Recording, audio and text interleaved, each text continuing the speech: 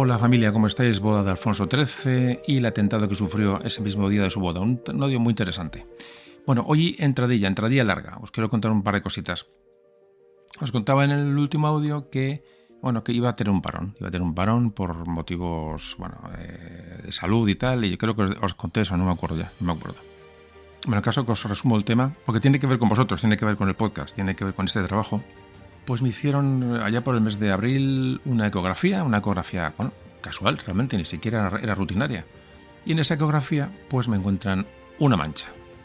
Rápidamente, pues podéis imaginar, ¿no? Eso, de seguida me hacen un TAC de urgencia y se confirma que esa mancha tenía mala pinta y podía tener un origen, un tumor maligno. Os adelanto que al final ha sido relativamente positivo, así que con tranquilidad, pero os quiero contar la historia.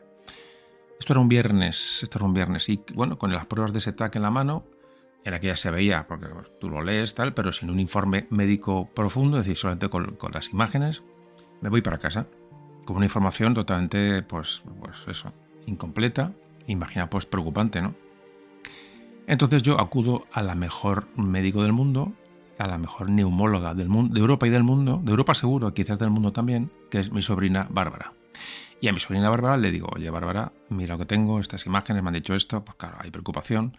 Mi sobrina Bárbara, que está en el hospital de Granada, la digo, la mejor neumóloga del universo. Y ella me hace las primeras estimaciones viendo las imágenes, pero claro, no es especialista, no es radióloga. Entonces, me dice, tengo un amigo que puede ver las imágenes y les voy a pasar las imágenes para que las vea, por lo menos por darme una información, porque yo no tenía información real ni tenía oficial, ¿no?, de lo que me habían visto. Vale, pues estas horas un poco de incertidumbre, ¿no? Imaginaos. Le pase las imágenes a este amigo suyo y aquí comienza la historia que os quería contar. Bueno, pues es un radiólogo, amigo de Bárbara, que le pasa el informe. Yo solo tengo las imágenes en mi aplicación del hospital donde me hacen las pruebas. Bueno, yo las descargo y se las paso. Afortunadamente las tengo porque si no, imaginaos la incertidumbre. Bueno, total, que le paso a Bárbara las imágenes y ella se las pasa a su amigo Daniel Siles. Daniel Siles, radiólogo, y le pasa el informe y ve el nombre del paciente, claro, ya todo puesto. Y dice, ¿tu tío José Carlos es de memoria de un tambor? Y dices, ¿tu tío? Y Bárbara dice, sí, claro, es mi tío tal. Bueno, qué ilusión, tal, eso me contó mi sobrina, ¿no? Dice, mira, le voy a enviar el informe como si fuera mi padre, te lo pruebo. Imaginaos la cuestión, Claro, se lo llegó a pasar, creo que se lo pasó el lunes por la mañana, creo recordar. Esa mañana me fui a grabar el programa que hablaba en el último audio sobre Historia de España en el canal Historia. Esa mañana me fui a grabar, imaginaos el cuerpo que yo llevaba, pero bueno, la verdad que me sorprendió que el caso era pasar la mañana. Me acuerdo de esa mañana, me acordé de toda mi vida como si fuera hoy. Entonces a media mañana pues me llama mi sobrina y me dice la interpretación que le ha dado Daniel al informe. Entonces me dice que es un tumor cancerígeno, que no hay duda prácticamente, pero que no parece haberse extendido, que era lo que realmente nos preocupaba, ¿no? Entonces, pues hasta ahí salvado, por lo menos, en teoría, claro, había que un poco la visión que él tenía. Gracias a Daniel, gracias a esta primera valoración, que después de 3 días tan solo de tener este informe en la mano, pues me evitó mucha preocupación y me quitó días de angustia, obviamente, porque imaginaos la situación, ¿no? Gracias a un oyente, gracias a un amigo. Por eso digo que tiene mucho que ver con todos vosotros, porque en realidad realmente yo creo que todos tenéis una visión muy parecida que tenemos entre nosotros, ¿no?, la relación que tenemos con el podcast. Bueno, como 10 días después, más o menos, se confirma, me hicieron resonancia, me hicieron más pruebas y se confirma que él no estaba extendido el tumor, pero que era un tumor maligno y había que operar. Así que, gracias a Daniel, pude pasar esos días con relativa tranquilidad. Eso no sabéis lo que me imagino que sí, muchos lo sabréis, porque todos muchos habéis pasado por cuestiones de estas y lo mío ha sido simplemente un pequeño susto, como al final os contaré. Pues llega el proceso de la cirugía, una cirugía relativamente rápida y tal. Y entonces de repente, esto fue en un mes y nada, no recuerdo, fue todo muy rápido, además todo el tiempo pasa muy rápido. Y de repente me veo en un quirófano, o sea que tengo que entrar en un quirófano, pero resulta que en ese quirófano me voy a encontrar en manos, voy a estar en manos o cuidándome de una manera completa, la doctora Elena Rodríguez. que también es oyente del podcast. Imaginaos la casualidad de la vida. Bueno, pues con Elena, luego, no os voy a adelantar nada. Al final del audio le grabo una entrevista porque creo que valía la pena. No os la perdáis, vale la pena. Ya digo que es una oyente del podcast. Bueno, pues imaginaos que en la operación tuve a mi lado a Elena, oyente de Memoria de un Tambor. Pero como es una historia muy bonita, lo cuento al final. Le he hecho una entrevista a ella y al final la vais a escuchar. Esto es lo que os quería contar, porque veo en estas dos personas, veo a todos vosotros. Veo con qué cariño y cercanía me tratáis. Entonces es asombroso, ¿no? Es la mayor de las recompensas de ese trabajo. Encontrarte con dos amigos del tambor en circunstancias tan complicadas, para mí fue como un milagro. Gracias de corazón a todos, reflejados en estos dos profesionales, que me han hecho la vida más fácil, como realmente cualquiera de vosotros lo hubiera hecho, porque repito que las relaciones entre nosotros pues son bastante especiales. Repito, entrevista a Elena al final y bueno, pues imaginaos que todo esto que me ha ocurrido, bueno, pues he cambiado. Mucha gente se va a enterar de esto, de amigos, gente cercana, se va a enterar, si lo escucha el audio, se va a enterar ahora, porque realmente tampoco lo comenté no le di mucha difusión al asunto y bueno, la verdad que, bueno, cuento el final es que me operaron para tranquilidad. Era un cáncer malo, me lo han quitado, estaba muy localizado y al final, bueno, pues simplemente no van a tener que darme ni radioterapia, ni quimioterapia, ni nada parecido. En principio va con revisiones muy próximas. Ahora mismo tengo que hacer un TAC dentro de poco. Con revisiones y control, de momento parece que la cosa vale. Y pues bueno, como me dijo el oncólogo, pues he tenido mucha suerte. Y bueno, pues agradecer para todo el personal que me ayudó en estos días, pues a todo el mundo, y pues especialmente bueno, a Elena, a Daniel, por supuesto, el cirujano que me operó, es el doctor Jesús Cisneros, que bueno, pues hizo una buena labor y es el protagonista de la historia porque, bueno, al fin y al cabo, pues es la persona que en sus manos pues queda toda tu vida, ¿no? Y bueno, pues ya se lo dije personalmente a él, pero se lo vuelvo a agradecer desde aquí. Seguro que alguno le conocéis y se lo comentáis se lo podéis decir con todo el gusto del mundo porque realmente lo siento así. Así que bueno, al final este es mi final, es decir, que la cosa ha quedado ahí. Repito, entrevista a Elena al final del audio y como antes os decía, he cambiado mucho. Me ha dado tiempo a pensar, a evaluar muchas cuestiones personales. Yo creo que soy otra persona, realmente. Espero que mejor.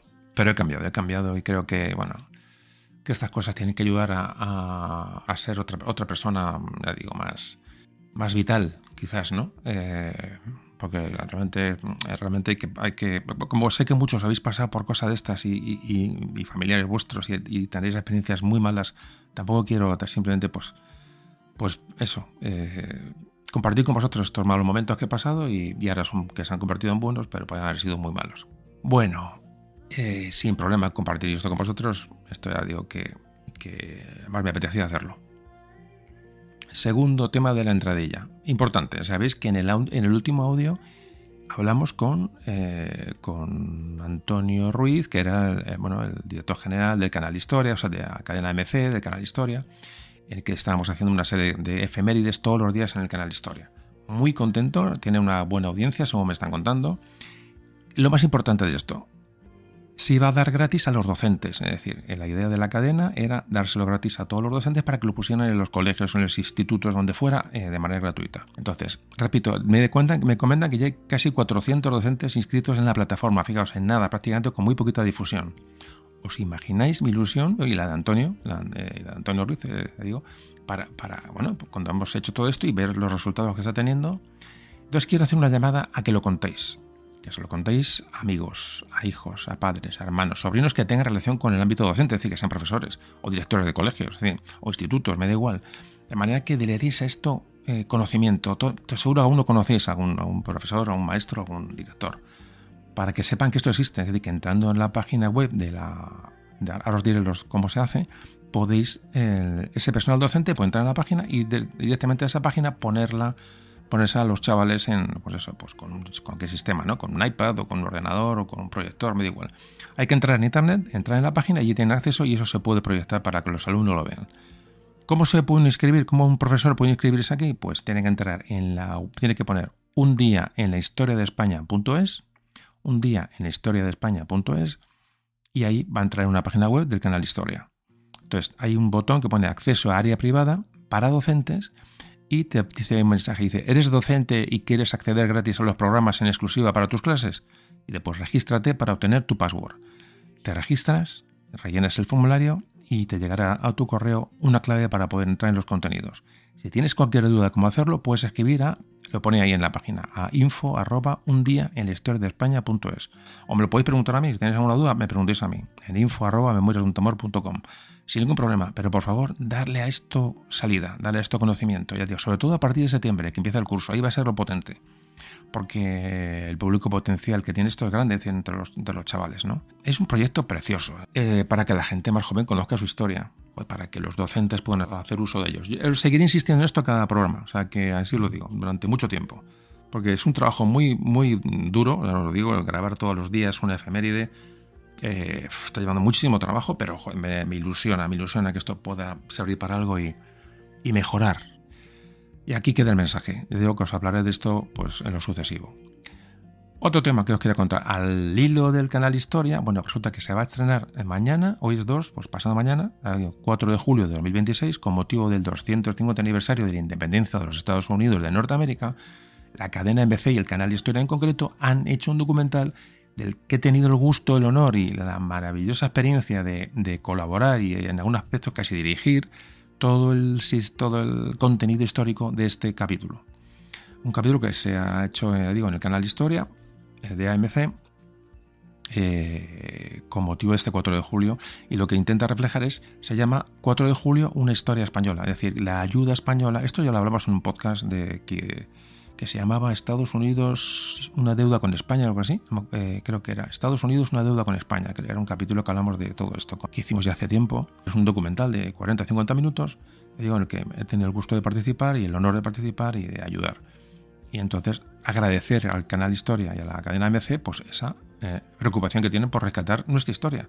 Entonces animo a todas las televisiones que compren este producto y lo divulguen en sus cadenas, en sus emisiones, porque creo que vale la pena. Siempre decimos, si esta historia la tuvieran los americanos, ¿qué película harían? Si los americanos tuvieran la nave de Tolosa, tuvieran a Balmis, tuvieran a Carlos III, me da igual, ¿no? Me da igual. Harían películas. Pues aquí tenemos ya el primer esfuerzo. Es decir, estamos haciendo documentales gracias a esta gente de la cadena AMC que tiene esa inquietud por divulgar estos programas, ¿no? Yo creo que es un primer paso. Hay más gente haciendo cosas por ahí. Pero bueno, pues es lo que os quería comentar. Ya digo, se llama 4 de julio, una historia española, lo podéis ver en el canal Historia. Y bueno, pues yo creo que hasta aquí hemos llegado. Repito, entrevista con Elena, la doctora Elena Rodríguez, al final del audio, mi amiga Elena, que vale la pena. Quería compartirlo con vosotros. Correo info@memoriasdeuntumor.com para comunicaciones conmigo. El libro España y su herencia invisible de Editorial Espasa, por favor, siempre digo lo mismo. Os lo regalaría, os juro que os lo regalaría a todos, un libro de aquello, pero como no está por 10 euros, no sé cuánto vale en edición de bolsillo. Y en online también se puede descargar, y en la edición de tapadura, pues vale, no sé, son 19 euros o algo así, es que no sé lo que... tenéis ahí el libro puesto a disposición si queréis saber lo que este hombre piensa de las cuestiones, y yo creo que es un poco de declaración de intenciones de la vida, ¿no? Ese libro, aunque se habla de historia de España, pero se habla también de todo un poco, y es un poco un legado que quiero dejar ahí, que lo quiera leer, que lo lea, y os dejo un poco la posibilidad. Y muy agradecido, como siempre, a los que estáis donando desde la página memoriasdeuntumor.com, en el apartado donativos, que está por ahí en un menú en la parte de abajo, la parte inferior, a todos los que estáis ayudando a mantener este podcast de manera por lo menos que no me cueste 1 euro. Por supuesto, después de este, que ya acabo, después de este periodo de reflexión de estas semanas, casi meses, ¿no? Pues si algo tengo claro es que voy a seguir grabando Memoria de un Tumor hasta que tenga fuerza. Hasta el último, vamos a verlo. Voy a seguir grabando. Todos esos trabajos en televisión que me están ofreciendo me están quitando tiempo, evidentemente, pues es un trabajo, y luego está este proceso que he tenido de enfermedad, tal, hasta que pues también, pero os garantizo que si algo he recapacitado y he visto y me he comprobado es que es necesario que sigamos aquí juntos. Creo que la historia de España es fundamental para comprender quiénes somos y seguirnos, seguir unidos y sobre todo aportando algo positivo a nuestra sociedad. Creo que está clara está claro el objetivo y cuáles son las necesidades que tenemos ahora mismo, y creo que este podcast no es por nada, no es porque lo haga yo o lo deje de hacer, es que creo que es necesario. Estos trabajos como este, hay muchos otros también, pero creo que son necesarios. Así que repito, no os preocupéis porque voy a seguir grabando.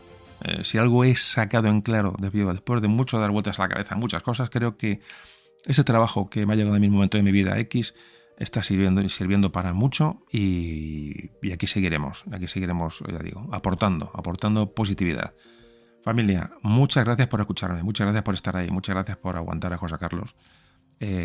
Seguiré compartiendo con vosotros mis reflexiones, a partir de ahora probablemente más, porque creo que es necesario. Y ya está, y se acabó, y punto. Y es que es un espacio nuestro y aquí lo seguiremos utilizando como siempre, le digo, para aprender historia y para conocernos, y ya digo, tener un poquito más de criterio, que creo que hace mucha falta, muchísima falta. Gente, vamos con la boda de Alfonso XIII. La boda de Alfonso XIII y el atentado que sufrió ese mismo día. Un tema más que interesante. Vamos con ello.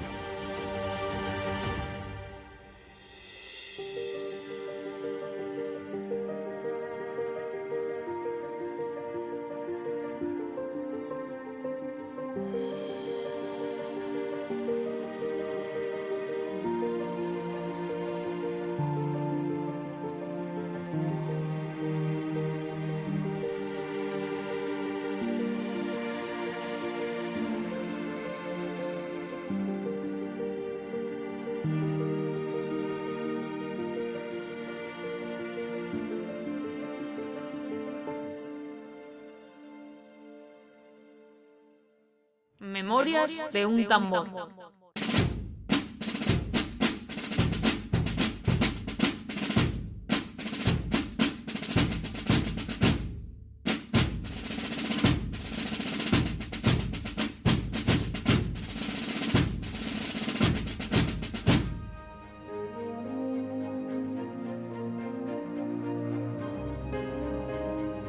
Si quieres entender tu pasado, si te apetece revivir acontecimientos narrados con sencillez y pasión, si te gustaría conocer personajes que dieron vida a nuestra historia, estás en el lugar indicado. Formas parte de Memorias de un tambor. No vas a necesitar memorizar ni tomar apuntes. Simplemente escucha y deja volar tu imaginación. Prepárate para un viaje en el tiempo en el que te sentirás protagonista. Y luego, compártelo. Que el mundo conozca la aventura más grande jamás contada. La historia de España.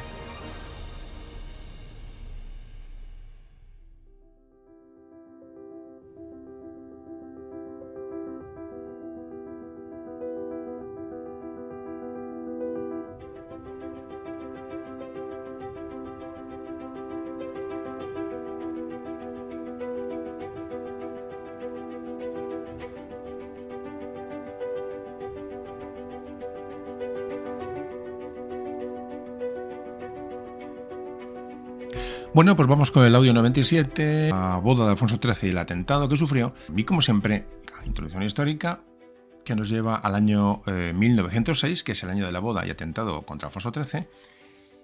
Habían pasado apenas 8 años desde el llamado desastre del 98, que ya dedicamos un audio y algún otro más que hemos tocado de manera tangencial. España acababa de perder Cuba, Puerto Rico y Filipinas. Hemos hablado siempre que aquella derrota había provocado una profunda crisis moral y política en España. Muchos intelectuales comenzaron a preguntarse qué estaba ocurriendo en España, que iban a surgir voces que reclamaban reformas, reclamaban una regeneración muy parecida a lo que está pasando hoy en España en el año 2026. Hacía falta una regeneración. Pasaba una cosa muy parecida a lo que pasa hoy. Los intelectuales reclamaban una regeneración porque había una enorme corrupción política. Los militares se lamían las heridas y analizaban las causas de esa derrota contra los Estados Unidos. Los escritores de la generación del 98 reflexionaban sobre esa nueva identidad nacional que había que recuperar, que había que sacar del pozo. Entonces aquí aparece la restauración creada por Cánovas del Castillo, político fundamental. Está en pie la restauración borbónica, está en ese momento en marcha, y hablamos siempre que, hemos hablado en varios capítulos atrás del siglo XIX, en este momento conservadores y liberales se alternaban en el poder. Es decir, las instituciones funcionaban aparentemente con normalidad. Bueno, el rey era joven, un rey con fuerza, y la economía crecía más o menos de manera razonable. Pero ya digo, hacía falta una regeneración en este momento porque veníamos de la crisis del 98. Pero bajo aquella superficie, que la moral estaba baja, pero realmente no había unos problemas acuciantes, sí había lagunas, había grietas. La desigualdad social era muy grande, las condiciones de vida de muchos trabajadores eran muy duras, en las zonas industriales crecían los conflictos laborales, como ya hemos hablado esto en muchos audios del 19 y principio del 20, empezaban a multiplicarse las huelgas, el movimiento obrero ganaba fuerza, lo hemos visto muchas veces, y junto al socialismo, que era un primer movimiento obrero potente, aparecía otro movimiento, otra corriente mucho más radical, como era el anarquismo. Esto sucedía especialmente en Cataluña porque era un núcleo industrial importante y allí el anarquismo había encontrado un terreno muy propicio para crecer. Algunos anarquistas defendían métodos pacíficos para avanzar y otros creían en la violencia como una manera de acción. No era una situación exclusiva de España, para nada. A finales del siglo XIX y a comienzos del XX, Europa vivía una auténtica oleada de atentados constantes contra magnates, contra políticos, contra reyes, todos atentados políticos realmente, ¿no? Fijaos, había sido asesinado el zar Alejandro II de Rusia. Había sido asesinada la emperatriz Isabel de Austria, la famosa Sisi. Había sido asesinado el rey Humberto I de Italia. El presidente francés también había sido asesinado. Incluso el presidente de los Estados Unidos, William McKinley, había sido asesinado en 1901. El mundo estaba revuelto. Muchos gobiernos de Europa contemplaban con preocupación la expansión de estos movimientos revolucionarios, sobre todo el anarquismo. Y España no era una excepción. Así que en este ambiente va a crecer Mateo Morral, del que hablaremos ahora cuando avance el podcast. Siguiendo un poco con la introducción histórica, al principio del siglo XX, repito, el atentado se produce en 1906, Alfonso XIII en este año ya llevaba 4 años ejerciendo personalmente la corona. Había alcanzado la mayoría de edad en 1902, hacía 4 años, y puso fin a la larga regencia de su madre, María Cristina de Habsburgo. Era un rey joven, un rey muy activo, muy popular en sectores de la sociedad. Le gustaba mucho viajar, era muy cercano a la gente y decidió participar directamente en los asuntos políticos. Era un rey activo. Muchos españoles veían en él una esperanza, antes hablamos de una regeneración. Bueno, pues ahora Alfonso XIII podía ser el protagonista de esta regeneración. Había ilusiones en que este rey llevara a España a una nueva etapa. Pero la sombra de ese desastre del 98 seguía muy presente. Repito, se había perdido Cuba, Puerto Rico y Filipinas y era mucho más que una derrota militar. Era un golpe psicológico para toda la población española, para toda una generación, y entonces surge el llamado, antes decía, regeneracionismo. Los debates de este regeneracionismo, de esta sociedad preocupada por su presente y por su futuro y por su pasado también, eran debates que hoy son también familiares. Se discutía sobre la calidad de la educación, sobre la modernización de la economía, sobre el exceso de burocracia que apretaba a la gente, sobre qué peso tenían que tener los partidos políticos y sobre todo qué distancia había entre gobernantes y ciudadanos, entre políticos y ciudadanos, esa distancia entre la política y la gente. Es temas muy, muy candentes también hoy. Fijaos que este sistema político está basado en la Constitución de 1876 y, como antes decía, en ese llamado turno pacífico, es decir, se alternaban liberales y conservadores en un turno organizado. Había elecciones realmente, pero que en teoría eran democráticas, pero en la práctica el resultado estaba condicionado por una red de caciques locales, sobre todo, que influían en el voto de muchas zonas rurales. Y esa alternancia daba estabilidad, pero también generaba una sensación de fraude. Es decir, no había, obviamente no era el modelo ideal, esta alternancia artificial, ¿no? Mientras tanto, la sociedad española estaba cambiando. Como antes decía, la industrialización era potente, las ciudades crecían muy rápidamente. Madrid ya superaba en este año el 500.000 de habitantes, que era mucho. Barcelona se había convertido en uno de los principales centros industriales del sur de Europa. Bilbao también experimentaba una gran transformación gracias a la siderurgia y a la minería. Sin embargo, los beneficios de este desarrollo económico no eran iguales para todos. En amplias zonas rurales todavía había formas de vida muy tradicionales, muchos campesinos vivían en condiciones muy malas, muy precarias. El analfabetismo seguía siendo un problema muy grande, hemos hablado de esto en algún audio, y la pobreza afectaba a millones de personas en España. ¿Qué ocurre entonces? Surge la emigración hacia América, que ya había comenzado muchos años antes. Era la salida habitual para quienes no encontraban oportunidades. España fue un país de emigrantes durante mucho tiempo. En las ciudades industriales surgía además un nuevo protagonista. Esa clase obrera que antes hablábamos, pero ya organizada. Aparecen los sindicatos, que aumentan su influencia. Como antes decía, huelgas cada vez más frecuentes. Los trabajadores reclaman mejores salarios, reclaman una reducción de la jornada laboral, reclaman condiciones de trabajo más dignas. Y frente a ellos se encuentran empresarios que en muchos de los casos consideraban aquellas reivindicaciones como una amenaza para el orden, es decir, solo como se veía, ¿no?, estos movimientos sociales primeros. Así que de este conflicto nacieron diferentes corrientes políticas. Por un lado, estaba el socialismo, representado por el Partido Socialista Obrero Español y la Unión General de Trabajadores. Defendían la participación política y la mejora gradual de las condiciones de vida de los trabajadores. Pero por otro lado crecía el anarquismo. Hacia un movimiento mucho más extremista. Los anarquistas rechazaban al Estado, rechazaban la monarquía y rechazaban muchas de las instituciones existentes. No todos defendían la violencia como forma de acción.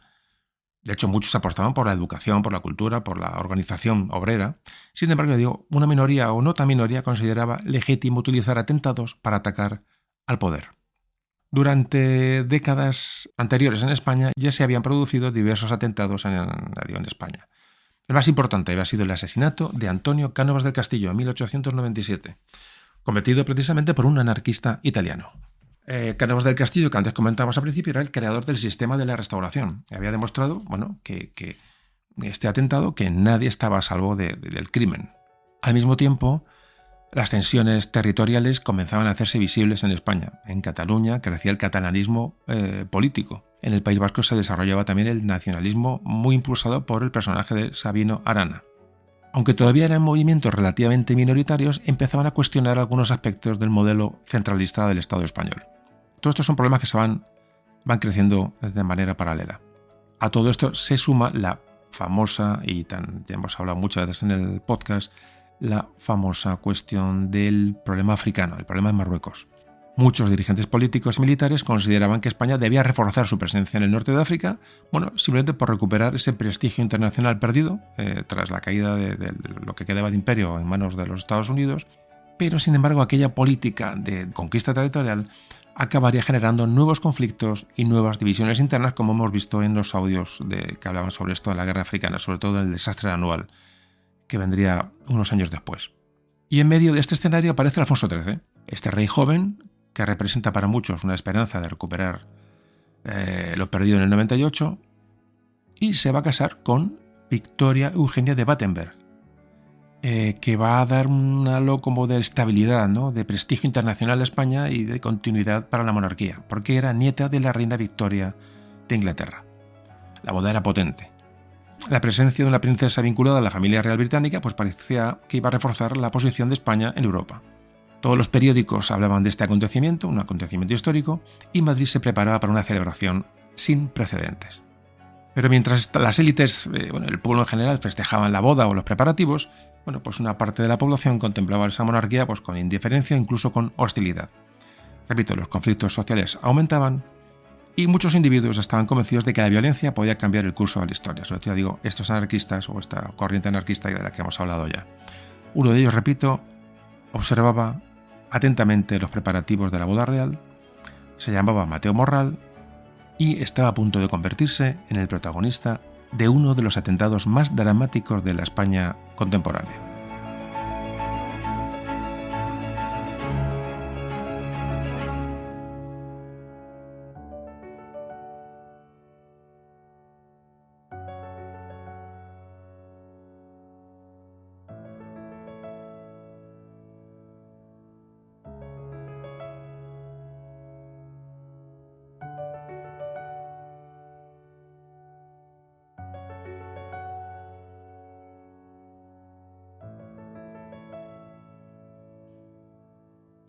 Bueno, hemos acabado un poco la introducción histórica, siempre necesaria, y vamos a hablar un poco de los personajes que van a influir hoy, van a intervenir en el capítulo de hoy, empezando por Alfonso XIII.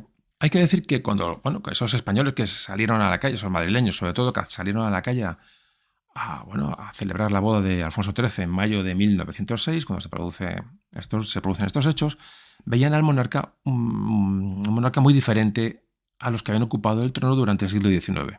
Era un joven atractivo, para la época, era un rey deportista, muy cercano en el trato, como antes decía, muy popular entre muchos sectores de la población, incluso los sectores más bajos. Es decir, hay que entender, para saber quién es Alfonso XIII, hay que retroceder un poquito más atrás, para hacernos una idea de quién era este rey.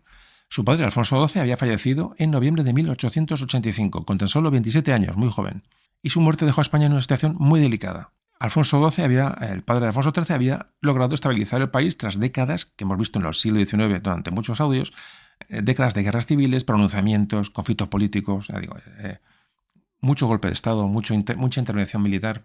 Así que cuando muere Alfonso XII, joven, genera una enorme incertidumbre. Entonces, la reina María Cristina de Habsburgo, que estaba embarazada en ese momento de Alfonso XIII, nadie sabía si el hijo era niño o niña, ni el bebé era niño o niña. Si nacía una niña, la sucesión podía complicarse de una manera enorme, pero si nacía varón, como así fue, sería proclamado rey desde el mismo instante de su nacimiento. Es decir, que esto es un poco lo que se esperaba cuando muere Alfonso XII. Así que cuando da luz María Cristina de Habsburgo, da luz a un niño, ya se convierte casi en rey de bebé, ¿no? Va a ser el futuro Alfonso XIII, rey de España. Era una gran noticia que fuera un varón. Naturalmente, un bebé no puede gobernar, y por ello su madre asumió la regencia durante toda la minoría de edad de Alfonso XIII. No, repito, siempre digo lo mismo, no confundir la regencia de María Cristina de Habsburgo, que estamos hablando ahora mismo, con la regencia de María Cristina de Borbón, que fue la que regentó a Isabel II después de la muerte de Fernando VII y originó la Primera Guerra Carlista. Siempre digo lo mismo, parece mentira que tengamos dos regencias en España en estos tiempos tan pegados y sean la regencia, las dos de María Cristina, pero una es la regencia de María Cristina de Habsburgo, que es la que hablamos hoy, y la regencia de María Cristina de Borbón es la anterior, cuando muere Fernando VII. Entonces nos quedamos con la regencia de María Cristina de Habsburgo, que es la que hoy nos atañe. María Cristina durante casi 17 años actuó como una especie de árbitro de la vida política española mientras duró la regencia. Intentó preservar la estabilidad conseguida durante el reinado de su marido fallecido, Alfonso XII. De alguna forma lo consigue, pero finalmente cuando en 1902 cumple 16 años Alfonso XIII, es declarado mayor de edad y asume personalmente sus funciones como rey. Era tan joven que muchos ciudadanos sentían hacia él simpatía, cariño, ¿no? Era muy joven, realmente, tenía 16 años. Toda España había visto crecer a aquel muchacho, hijo de Alfonso XII, prácticamente en público, realmente, porque salía mucho en público, Alfonso desde que era pequeño. Tenía una personalidad muy agradable, muy abierta. Su madre, María Cristina, era muy reservada, muy prudente, era muy discreta, y Alfonso era muy impulsivo, era muy diferente, muy amante de la acción, era absolutamente diferente a su madre. Y eso la gente lo detecta, y la gente le gusta. Repito, enseguida quiso intervenir en la política de manera directa. Creían que este cambio de generación iba a ser capaz de modernizar España y superar los problemas heredados de todo el siglo XIX. Sin embargo, los críticos de Alfonso XIII opinaban que se involucraba demasiado en asuntos que debían corresponder a los gobiernos y a los políticos. Es decir, realmente Alfonso XIII nunca fue un rey pasivo, y esto creó expectativas en unos y molestias en otros, porque el rey no podía interferir en la política como lo hacía Alfonso XIII de manera tan clara, ¿no? Y en ese contexto que estamos hablando aparece una cuestión fundamental para cualquier monarquía que se precie. Es la necesidad de encontrar una esposa para el rey, que aquí nace un poco el audio de hoy. Alfonso conoció a diferentes princesas de distintas cortes europeas.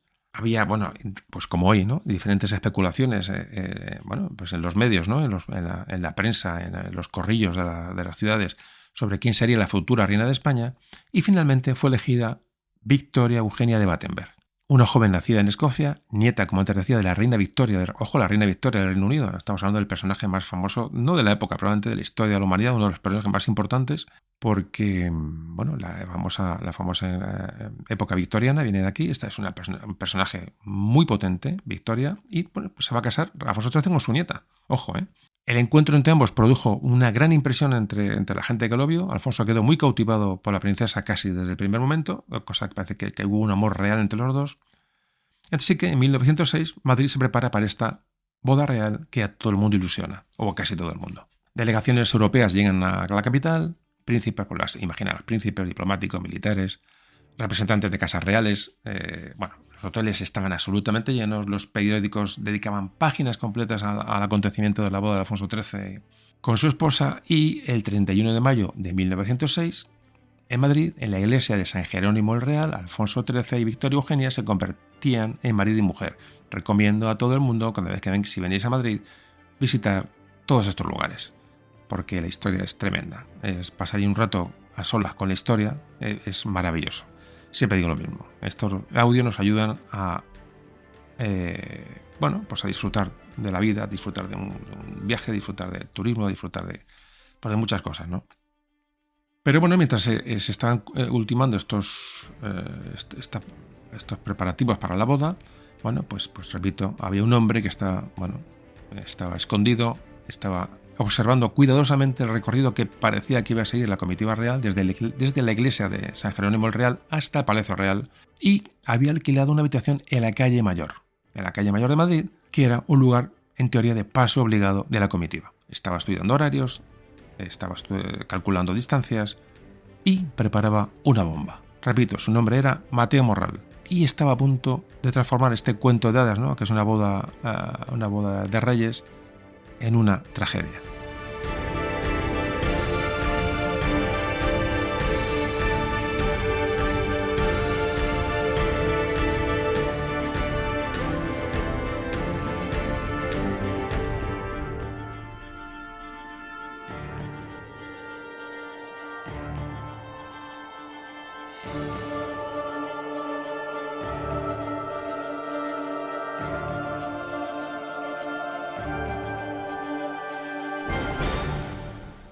Mateo Morral no era un delincuente común, no era un personaje marginado, no procedía de un ambiente de pobreza, ni mucho menos. No encajaba en esa imagen tradicional de un revolucionario perseguido, todo lo contrario. Había nacido en una familia muy acomodada y había disfrutado de oportunidades que la inmensa mayoría de los españoles no tuvieron o no tenían en aquella época. Precisamente por eso la historia de Mateo Morral es tan diferente. Su nombre es Mateo Morral Roca, nació en Sabadell, la provincia de Barcelona, en 1879. O sea que entonces, 879, fue en 1906 el atentado, pues tenía 27 años, ¿no? O sea, si no me falla la calculadora que tengo en la cabeza. Bueno, Barcelona entonces, como antes decía, vivía una gran expansión industrial, fábricas textiles enormes por todos los sitios, nace esa burguesía catalana que crece en ese momento de una manera bárbara, y su familia forma parte de ese mundo precisamente.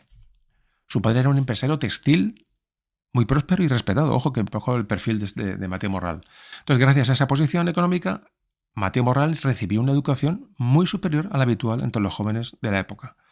Desde pequeño se mostraba muy inteligente, muy curioso, era un intelectual ya de muy joven. Se interesó por la filosofía, por la política, por esos movimientos sociales que recorrían Europa, y para nada parecía que Mateo se iba a convertir en un terrorista poco después, ¿no? Lo que pasa es que durante su juventud comienza a viajar por Europa, porque tiene posibles, tiene dinero para viajar, sus padres se lo proporcionan, y a finales del siglo XIX se encuentra con una Europa que está hirviendo en ideas políticas, socialistas, anarquistas, republicanos, sindicalistas, todo revolucionario, ¿no? Todas estas corrientes se debatían, ¿no?, en este momento en una sociedad pues bastante complicada, una sociedad industrial, ¿no? Las desigualdades sociales eran enormes, como hemos hablado antes, y muchos jóvenes intelectuales como Mateo pues consideraban que el sistema político y económico estaba corrompido. Mateo Morral se queda fascinado por aquellas ideas y empezó a alejarse progresivamente del ambiente conservador de su familia. Empezó a leer autores anarquistas, empezó a frecuentar círculos, digamos, más radicales, y cada vez Mateo va desarrollando una visión más crítica de la monarquía, más crítica de la Iglesia, de las estructuras tradicionales que en su momento regían España. Algunas de estas personas, de esta gente con la que él se relacionaba, creían que los atentados podían acelerar la llegada de una revolución. Este era el ambiente que se vivía realmente en Europa. Si os fijáis, un poco herencia poco del romanticismo, ¿no?, de este romanticismo que nos llevó a tantos conflictos bélicos y tanto afectó la historia de Europa y de España. Hay una figura que influye mucho en la vida de Mateo Morral, y este es Francisco Ferrer.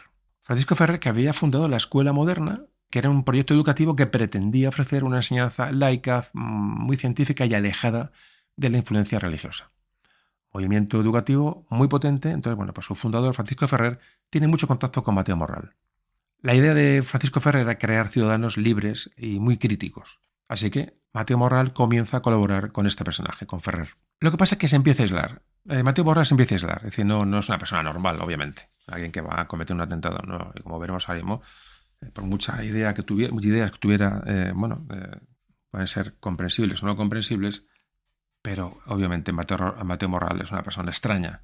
Quienes le conocieron luego hablaron de él y dijeron que era una persona muy reservada, demasiado introvertida, no tenía apenas relaciones sociales, es decir, que no tiene amigos fijos.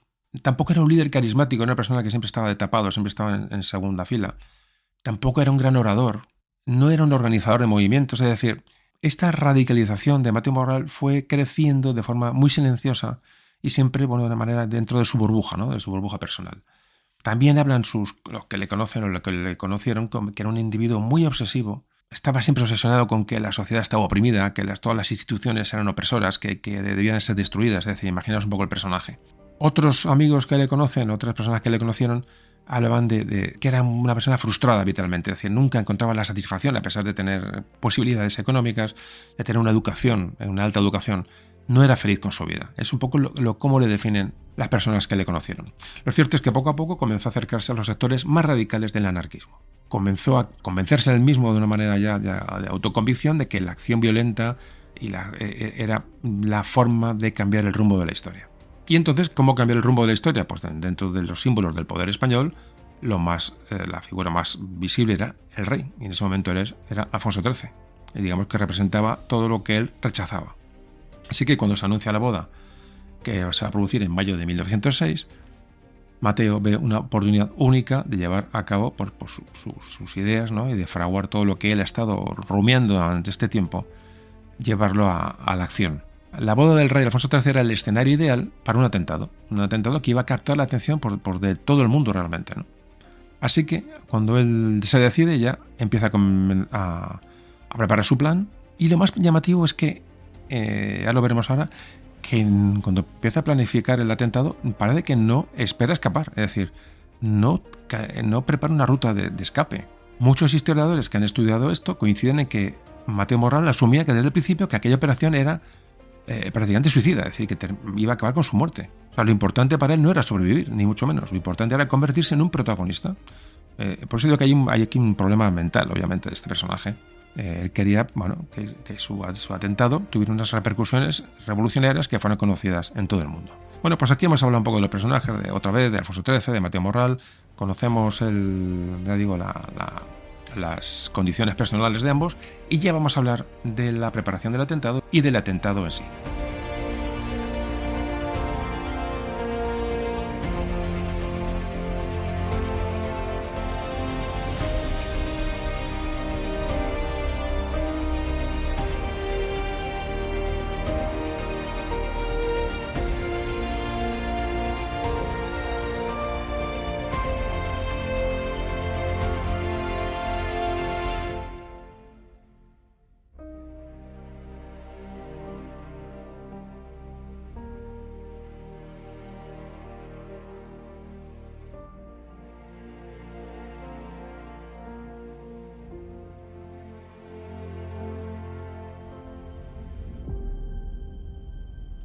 Cuando Mateo Borrell llegó a Madrid en la primavera de 1906, llegó con una idea muy clara.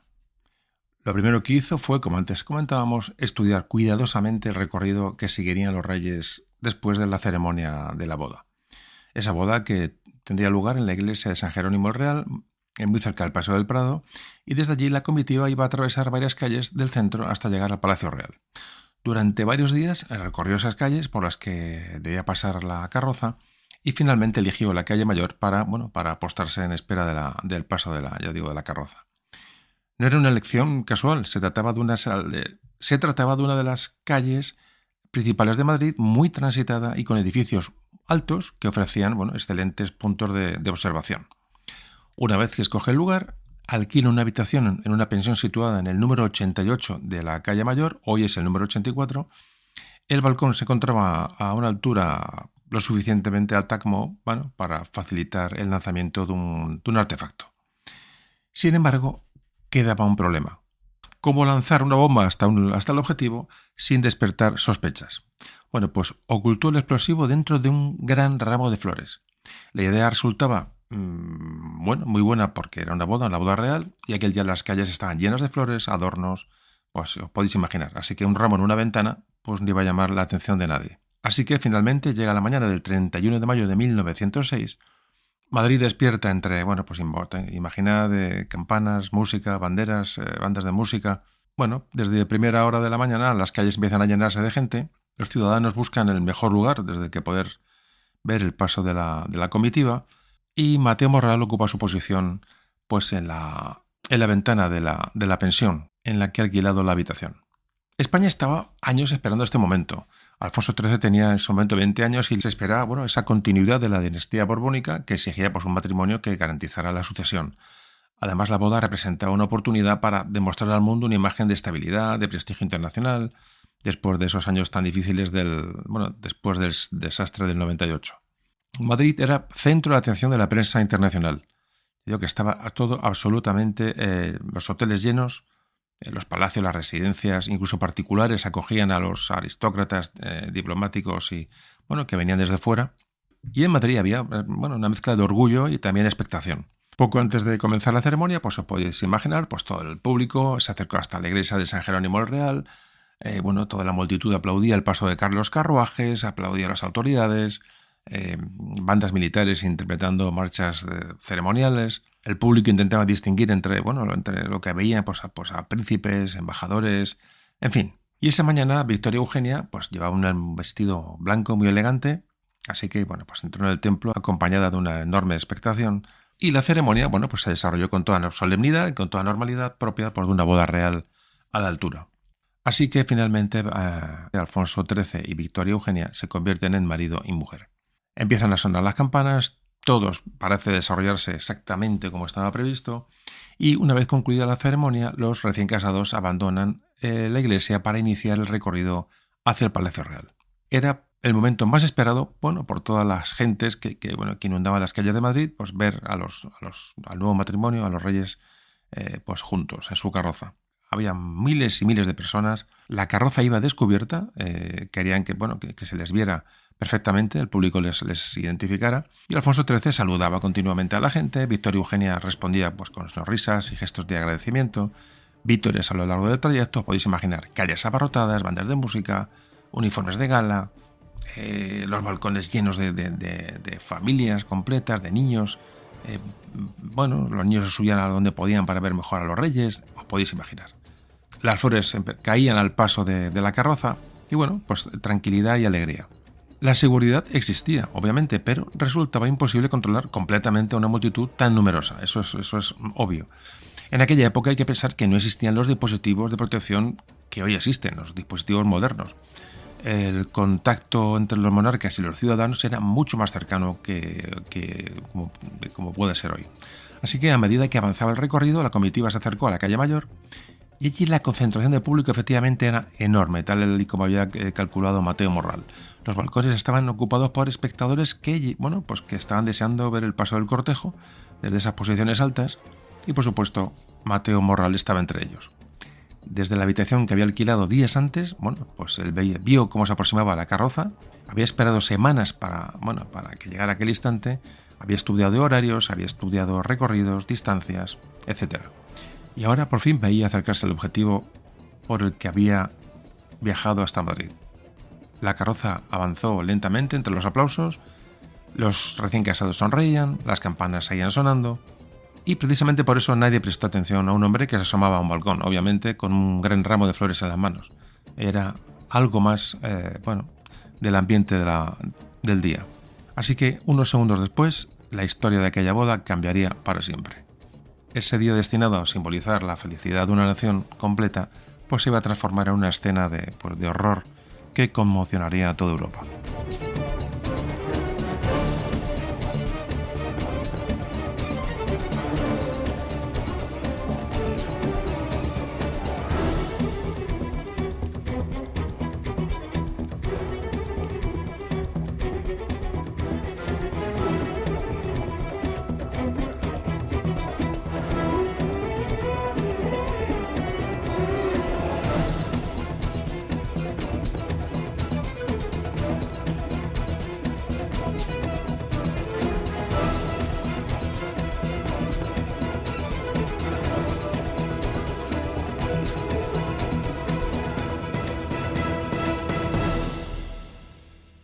Mateo Morral estaba asomado a la ventana.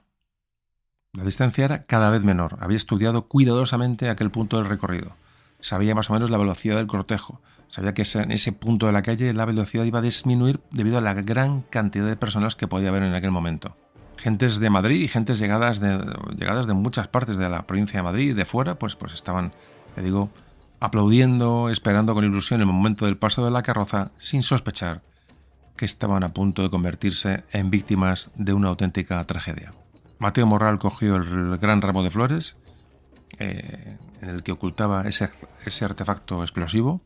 Su intención era lanzar la bomba directamente sobre la carroza real para matar a Alfonso XIII y Victoria Eugenia delante de esos miles de testigos. Cuando calculó que el objetivo se encontraba a distancia adecuada, lanzó el ramo desde la ventana.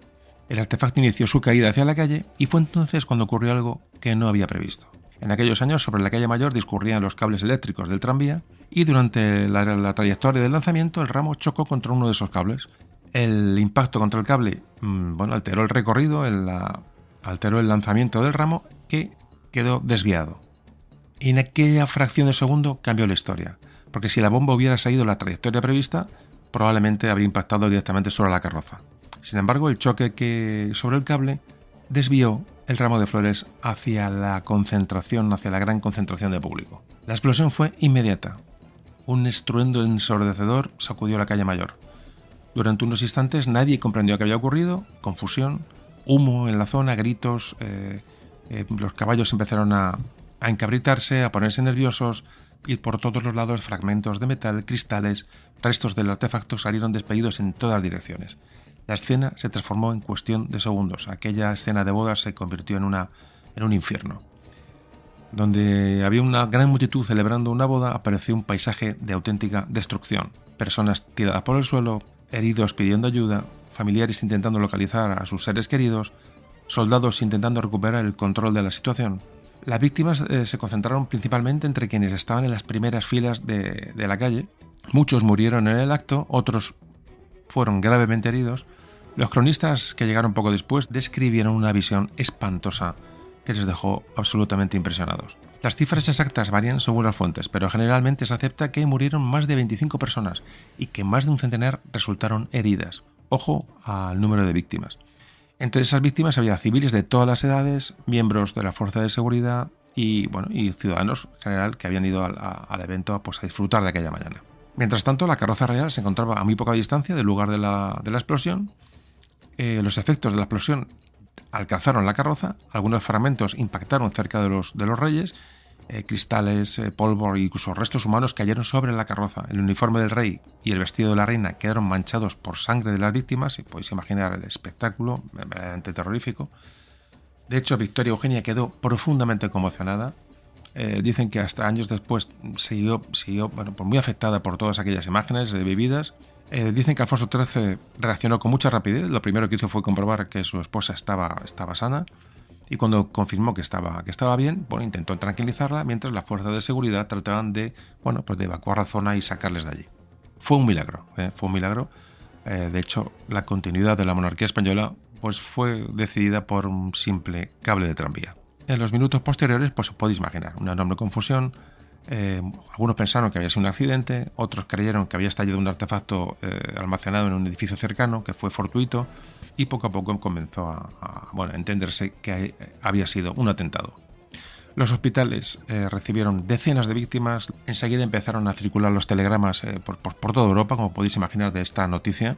Y mientras Madrid intentaba reponerse de este atentado, las autoridades empezaban ya a preguntarse quién había sido el responsable de esta masacre.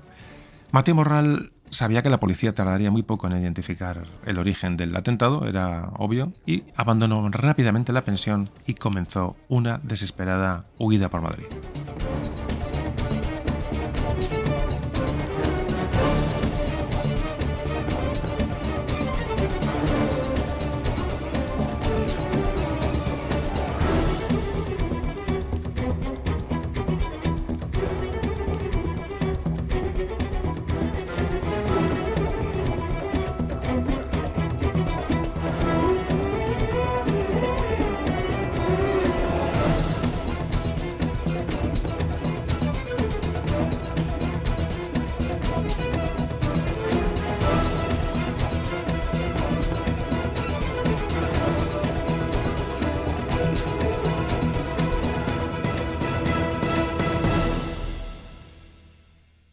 Mateo Morral abandonó la habitación que había alquilado en aquella pensión de la calle Mayor y salió a la calle mezclándose con la confusión general.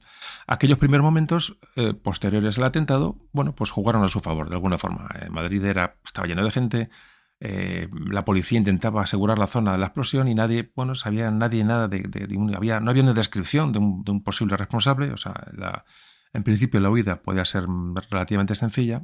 Durante las horas siguientes, podéis imaginar, Madrid vivió una auténtica movilización policial. Todos los periódicos comenzaron a publicar ediciones extraordinarias. Los testigos eran interrogados. Gente que veía por ahí, todo el mundo era preguntado si alguien había visto algo. Todos los agentes inspeccionaron todos los edificios cercanos a la explosión y poco a poco fueron apareciendo indicios que apuntaban hacia un hombre joven que había alquilado una habitación con vistas al recorrido de la comitiva real, pues en aquel número en aquel piso. La identificación de Mateo Morral no tardó demasiado en hacerse. Sin embargo, el autor del atentado ya estaba lejos del centro de Madrid cuando esto estaba sucediendo. Lo que ocurrió durante las siguientes horas sigue siendo objeto de estudio por parte de los historiadores. Sabemos que Mateo Morral logró abandonar la capital, abandonó Madrid y que alguna ayuda recibió durante su vida. Lo que sigue siendo motivo de duda o debate es quiénes le prestaron exactamente esa ayuda y hasta qué punto Mateo Morral tenía una red organizada detrás de él para esta escapatoria. Las investigaciones posteriores señalaron la posible colaboración de personas vinculadas a círculos republicanos y anarquistas. Algunos conocidos le facilitaron alojamiento temporal, ropa y recursos para continuar escapando, eso también se sabe. Otros nombres aparecieron en las pesquisas policiales, aunque no siempre fue posible demostrar una implicación directa de estas personas. Es decir, hubo muchas dudas. Lo cierto es que Mateo Morral no parecía tener un plan de fuga, como antes comentábamos. Durante 2 días logró mantenerse fuera del alcance de las autoridades y, entre tanto, claro, imaginaos que la policía ejerció una presión enorme en todos los lugares posibles. El atentado había provocado una conmoción nacional e internacional y el gobierno español necesitaba presentar resultados rápidamente. La captura del responsable era una prioridad nacional absoluta. Empezaron a recorrer los periódicos y con pasquines las descripciones de Mateo Morral. Empezaron a circular entre policías, guardias civiles y autoridades locales de distintas provincias y en todas las estaciones de ferrocarril se repartieron estas imágenes de él. Todos los caminos principales en España, prácticamente la zona centro y salidas de Madrid, estaban bajo observación. Se investigaban todos los lugares posibles donde pudiera alojarse esta persona. Se registraron fondas, posadas y alojamientos buscando pistas. Sin embargo, como podéis también imaginar, esa España de comienzos del siglo XX era un país muy diferente al que hoy tenemos. Es decir, no existían bases de datos de nada, no había sistemas de identificación modernos, no había comunicaciones rápidas e instantáneas. Así que un fugitivo con un poquito de dinero y un poquita ayuda podía recorrer muchas distancias, largas distancias, antes de poder ser detenido. Tras abandonar Madrid, Mateo Morral se dirigió hacia el corredor de Henares. Su intención exacta sigue siendo objeto de duda y de especulación. No se sabe realmente cuáles eran sus intenciones. Tal vez se dice que pretendía llegar a Barcelona, a su ciudad de origen. Quizás dicen que buscaba cruzar la frontera francesa para unirse a sus correligionarios fuera de España. No se sabe realmente. El caso es que el 2 de junio de 1906, 2 días después de la explosión, su suerte comenzó a cambiar. Aquel día se encontraba en las proximidades de Torrejón de Ardoz. Había recorrido varios kilómetros y presentaba, dicen que un aspecto de una persona cansada y nerviosa. Algunos vecinos vieron en Mateo Morral comportamientos que le resultaron sospechosos, así que imaginaos que en una España que estaba pendiente de la caza de este hombre, cualquier duda, cualquier conversación, cualquier desconocido, porque la gente se conocía en los pueblos, en los barrios, era una España diferente, cualquier persona que no cuadraba en el paisaje, despertaba sospechas. Fue entonces cuando aparece una figura que va a terminar desempeñando un papel decisivo. Se trata de Fructuoso Vega. Era un guarda jurado de una finca de la zona, cercana a Torrejón de Ardoz. Poco a poco, este guarda comienza a sospechar de este hombre que está viendo durante un tiempo, lo ve a lo lejos, tiene la fotografía del sospechoso, tiene esa descripción y cuando interroga a esta persona sobre qué hace por allí, porque entonces cualquier guarda tiene autoridad, que hoy no tiene, evidentemente, le explica, esta persona empieza a ponerse nervioso y le despierta sospechas.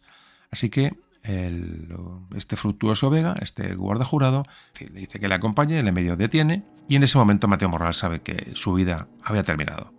Había logrado escapar de Madrid, había evitado durante 2 días el cerco de la policía, pero ahora se encontraba lejos de cualquier apoyo y bajo la vigilancia de un guarda jurado, decidido realmente a comprobar quién era y ya no soltarlo.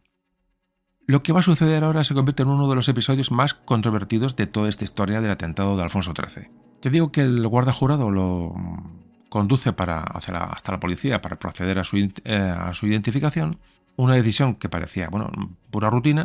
Si realmente era el autor del atentado, pues aquello llegaría a su fin, la policía lo iba a identificar, así que se le interrogaría sobre la conspiración y a ver si estaba solo, si estaba acompañado, en fin, lo podéis imaginar, pero nada ocurrió, nada de esto, que era lo más normal, ocurrió.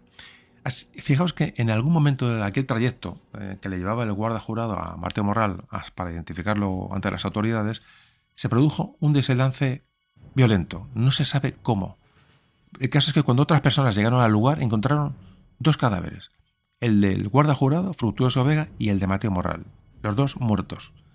La explicación oficial fue rápida y en teoría sencilla. Según la versión difundida por las autoridades, Mateo Morral sacó una pistola de forma repentina, disparó contra el guarda jurado y lo mató.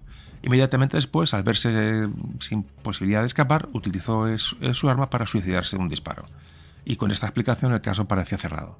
El responsable del atentado contra el rey Alfonso XIII había sido localizado y había preferido quitarse la vida antes que enfrentarse a la justicia.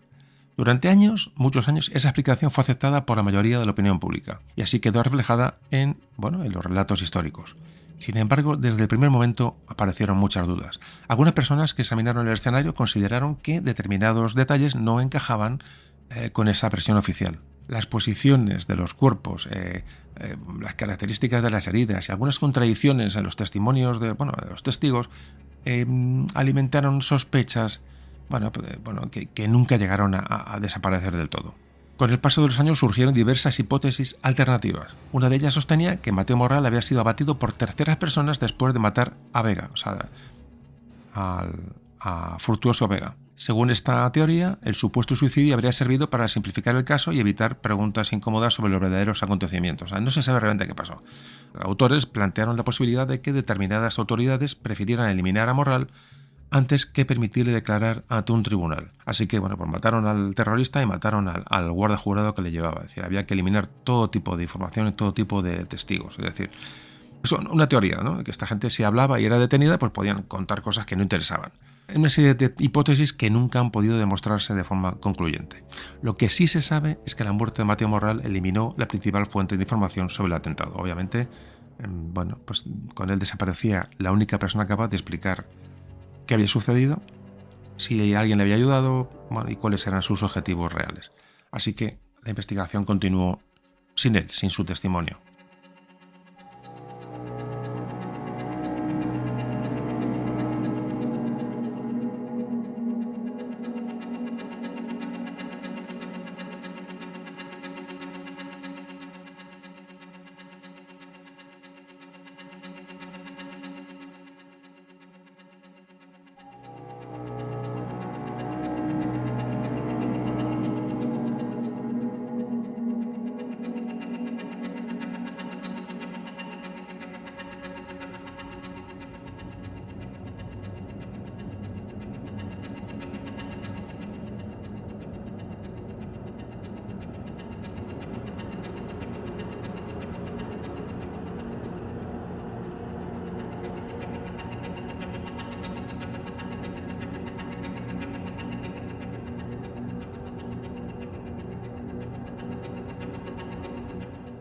Todas las autoridades dirigieron entonces su atención hacia su amigo Ferrer, aquel que comentábamos antes, ¿no? de las teorías sobre la enseñanza. Como antes comentábamos, su relación con Mateo Morral era muy conocida y la policía consideró posible que hubiera desempeñado algún papel en la preparación del atentado.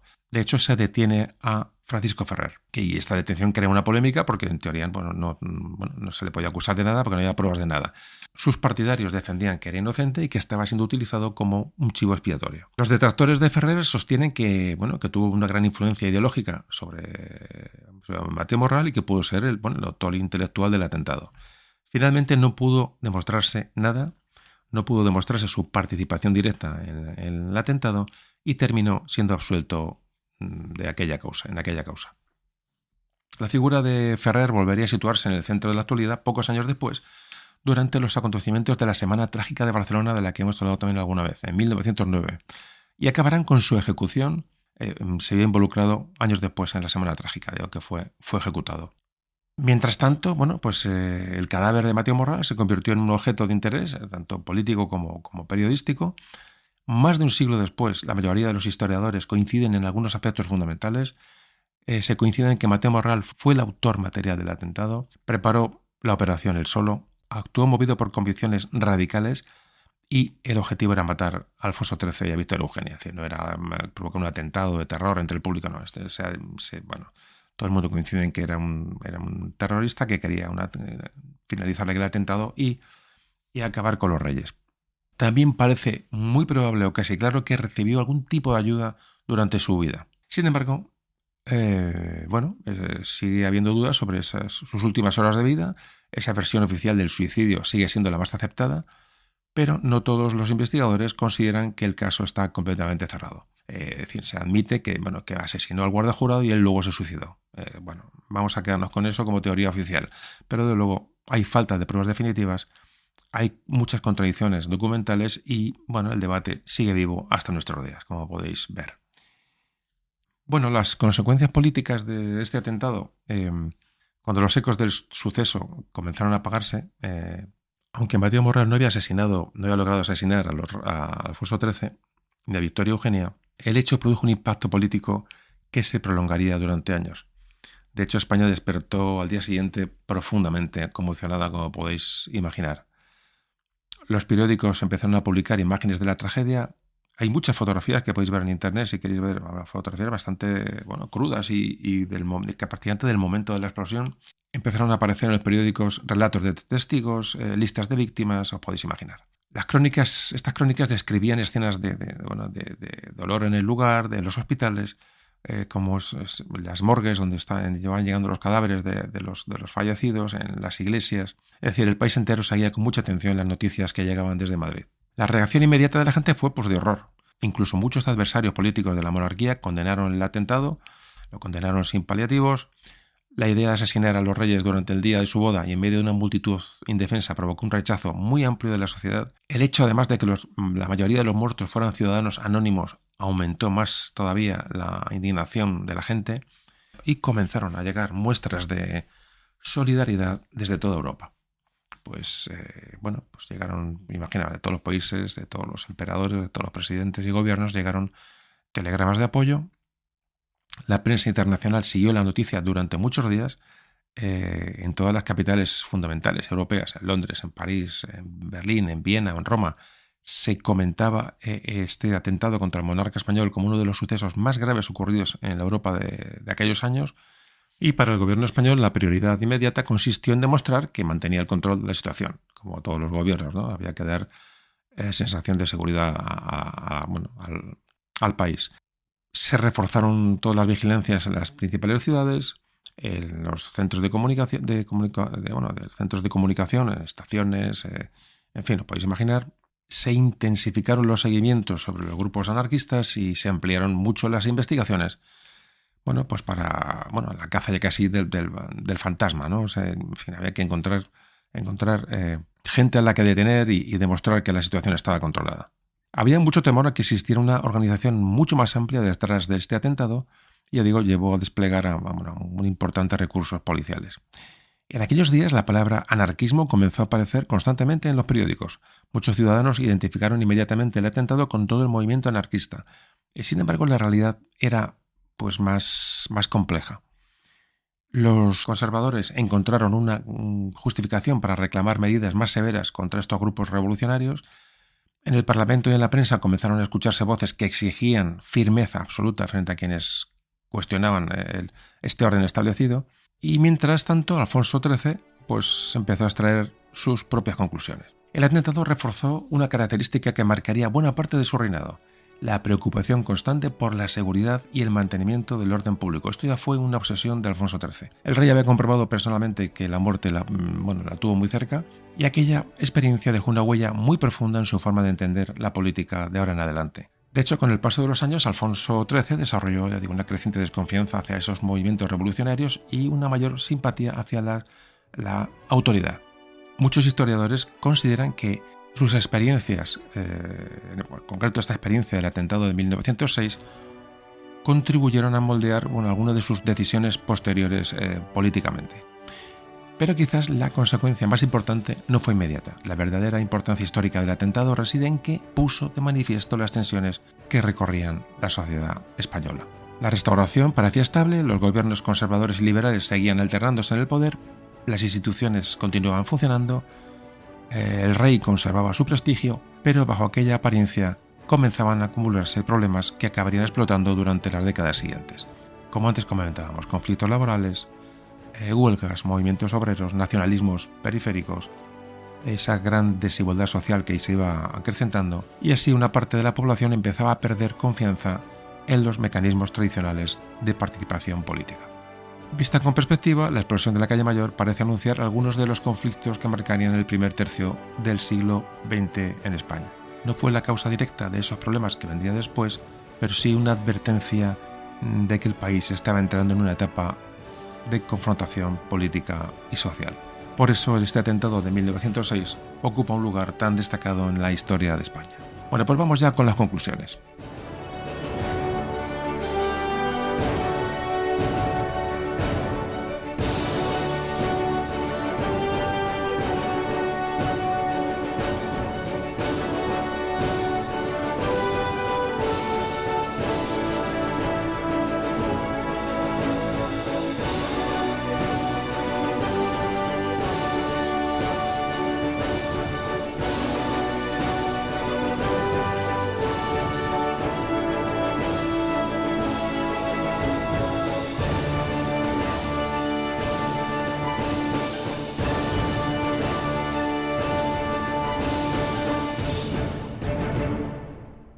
Cuando se estudia el atentado de Mateo Morral, resulta fácil centrar toda la atención en los segundos de la explosión, porque al fin y al cabo fue uno de los atentados más espectaculares de la historia de España. Una bomba que se lanza desde un balcón contra la carroza real el mismo día de la boda del rey parece un argumento pues, casi de una novela o de una película, ¿no? Sin embargo, la verdadera importancia histórica de aquellos hechos va mucho más allá de la propia explosión. Esta historia que ocurre en la calle Mayor es en realidad la historia de una España que vivía entre dos posiciones, o vivía entre dos mundos. Por un lado estaba la España oficial, es decir, una España que deseaba transmitir estabilidad después del desastre del 98. Una España que veía a Alfonso XIII y en ese matrimonio una nueva etapa de avance. Y por otro lado existía una España muy diferente, la de los conflictos laborales, la de la desigualdad social, la de las tensiones ideológicas, la de los extremismos, la del creciente descontento de quienes que no encontraban respuestas en aquel sistema político que estaba en ese momento instalado en España, una España en la que crecían el anarquismo, el republicanismo y otras corrientes que cuestionaban el orden establecido. Y ambas Españas convivían en 1906. Y aquí se produce, digamos, ese encuentro de esas dos Españas, de esas dos concepciones, ¿no? Mientras miles de personas celebraban la boda del rey, pues unos movimientos revolucionarios pues intentaban asesinar a la pareja real, ¿no? Donde unos veían esperanza y otros veían opresión. Es un poco el resumen de esa España que se vivía entonces. Mateo Morral, convencido de que podía cambiar la historia mediante la violencia, pues acabó provocando la muerte de decenas de personas que no tenían ninguna culpa ni ninguna responsabilidad en aquello que él creía combatir. Como ha sucedido tantas veces a lo largo de la historia, la violencia política terminó golpeando principalmente a inocentes. Y esa es quizá una de las lecciones que deja este audio, ¿no? Los atentados suelen justificarse en nombre de grandes ideales, de grandes causas políticas o de supuestas transformaciones históricas. Y sin embargo, cuando todo pasa, cuando quedan los cadáveres en el suelo, ¿no? Quienes, se ve que son hombres y mujeres, niños, que nada tenían que ver con los objetivos perseguidos por los terroristas. Esto aquí se refleja claramente en este atentado. Y reflexionar sobre que la historia pudo ser completamente diferente, como hemos dicho. Todo cambió por unos pocos centímetros y un cable de tranvía. Si la bomba hubiera caído directamente sobre la carroza, España habría perdido a su rey y a su reina, y el curso de la historia habría cambiado de forma imprevisible. Hoy, si paseáis por la calle Mayor de Madrid, bueno, pues si paséis por el número 84 en la calle Mayor, el actual 84, bueno, pues resulta difícil pues imaginar aquel horror de aquella tarde de mayo de 1906. Ya digo que hay muchas imágenes. Los edificios siguen allí tal y como estaban en aquel momento. Se puede, digamos, disfrutar de la recreación, ¿no? Si alguno quiere pasarse por allí. Esas calles hoy siguen llenas de vida, hay muchos turistas y probablemente la mayoría sin saber lo que sucedió allí hace más de 100 años. Creo recordar que en la ventana de donde se tiró el ramo de flores, creo que está identificada, creo que hay un ramo de flores en la barandilla, creo que era el tercer piso. Bueno, si pasáis por allí en el 84 miráis, creo que la ventana tiene algo puesto. Ese turismo histórico, bueno, que tanto nos gusta. Así que bueno, aquí cerramos el audio de una jornada que comenzó como una película, ¿no? Una película maravillosa de una boda real y terminó en una auténtica tragedia. Bueno, pues este ha sido el audio de hoy. Espero volver pronto con vosotros. Y como antes comentaba, no os perdáis ahora la entrevista que viene después de este audio. Una entrevista muy, muy personal para mí, que quiero compartir con vosotros. Lo dicho, familia, nos vemos pronto en Memoria de un Tambor, en el próximo audio de Historia de España. Espero que sea lo antes posible. Un saludo de José Carlos.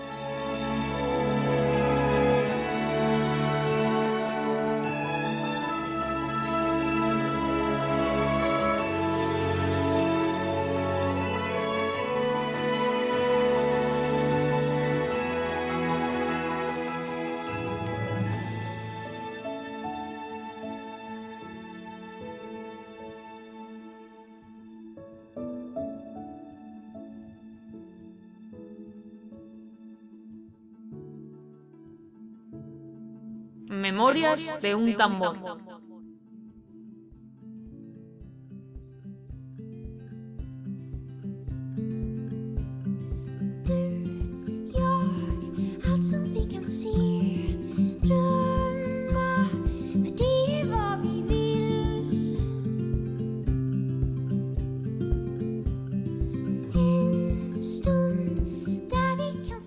Bueno, familia, aquí estamos ya en el final del audio con la entrevista que os dije al principio con la persona que fue mi ángel de la guarda durante la intervención quirúrgica y, bueno, pues quedé con ella en que, por favor, que interviniera en una entrevista corta para que la conocierais y un poco explicara pues lo que hace, lo que no hace, etcétera. Entonces, bueno, hoy tenemos aquí a, primero oyente del podcast, a la doctora Elena Rodríguez. Elena, ¿qué tal? ¿Cómo estás? Hola, José Carlos, ¿cómo estás? Pues mira, pues aquí estamos reponiéndonos del susto y como estaba contando ahora a la gente, pues necesito que nos cuentes primero quién eres, a qué te dedicas y antes de nada, pues comentar un poco la anécdota de cómo nos conocimos, porque yo de repente estoy en el preoperatorio para la operación. Estoy, pues nervioso, porque te hacen tus pruebas, el electro, tus placas, tu análisis de sangre, en fin, para el tema de... Ya digo, preoperatorio, y cuando entro a hablar con la doctora o el doctor, no sé de lo que había para el preoperatorio, pues me encuentro con la doctora Elena Rodríguez. ¿Y qué pasa, Elena, entonces? ¿Qué pasó? Pues nada, fue muy curioso porque, claro, había leído el nombre y yo siempre que escucho José Carlos desde el apellido digo, anda, como el de Memorias de un Tambor. Entonces pasaste a la consulta y te había visto en alguna entrevista en YouTube o algo y el caso es que me sonabas y yo reconozco que soy muy vergonzosa y me atreví a preguntarte, simplemente te miré y te dije, ¿tú eres José Carlos? Dijiste, sí, soy yo.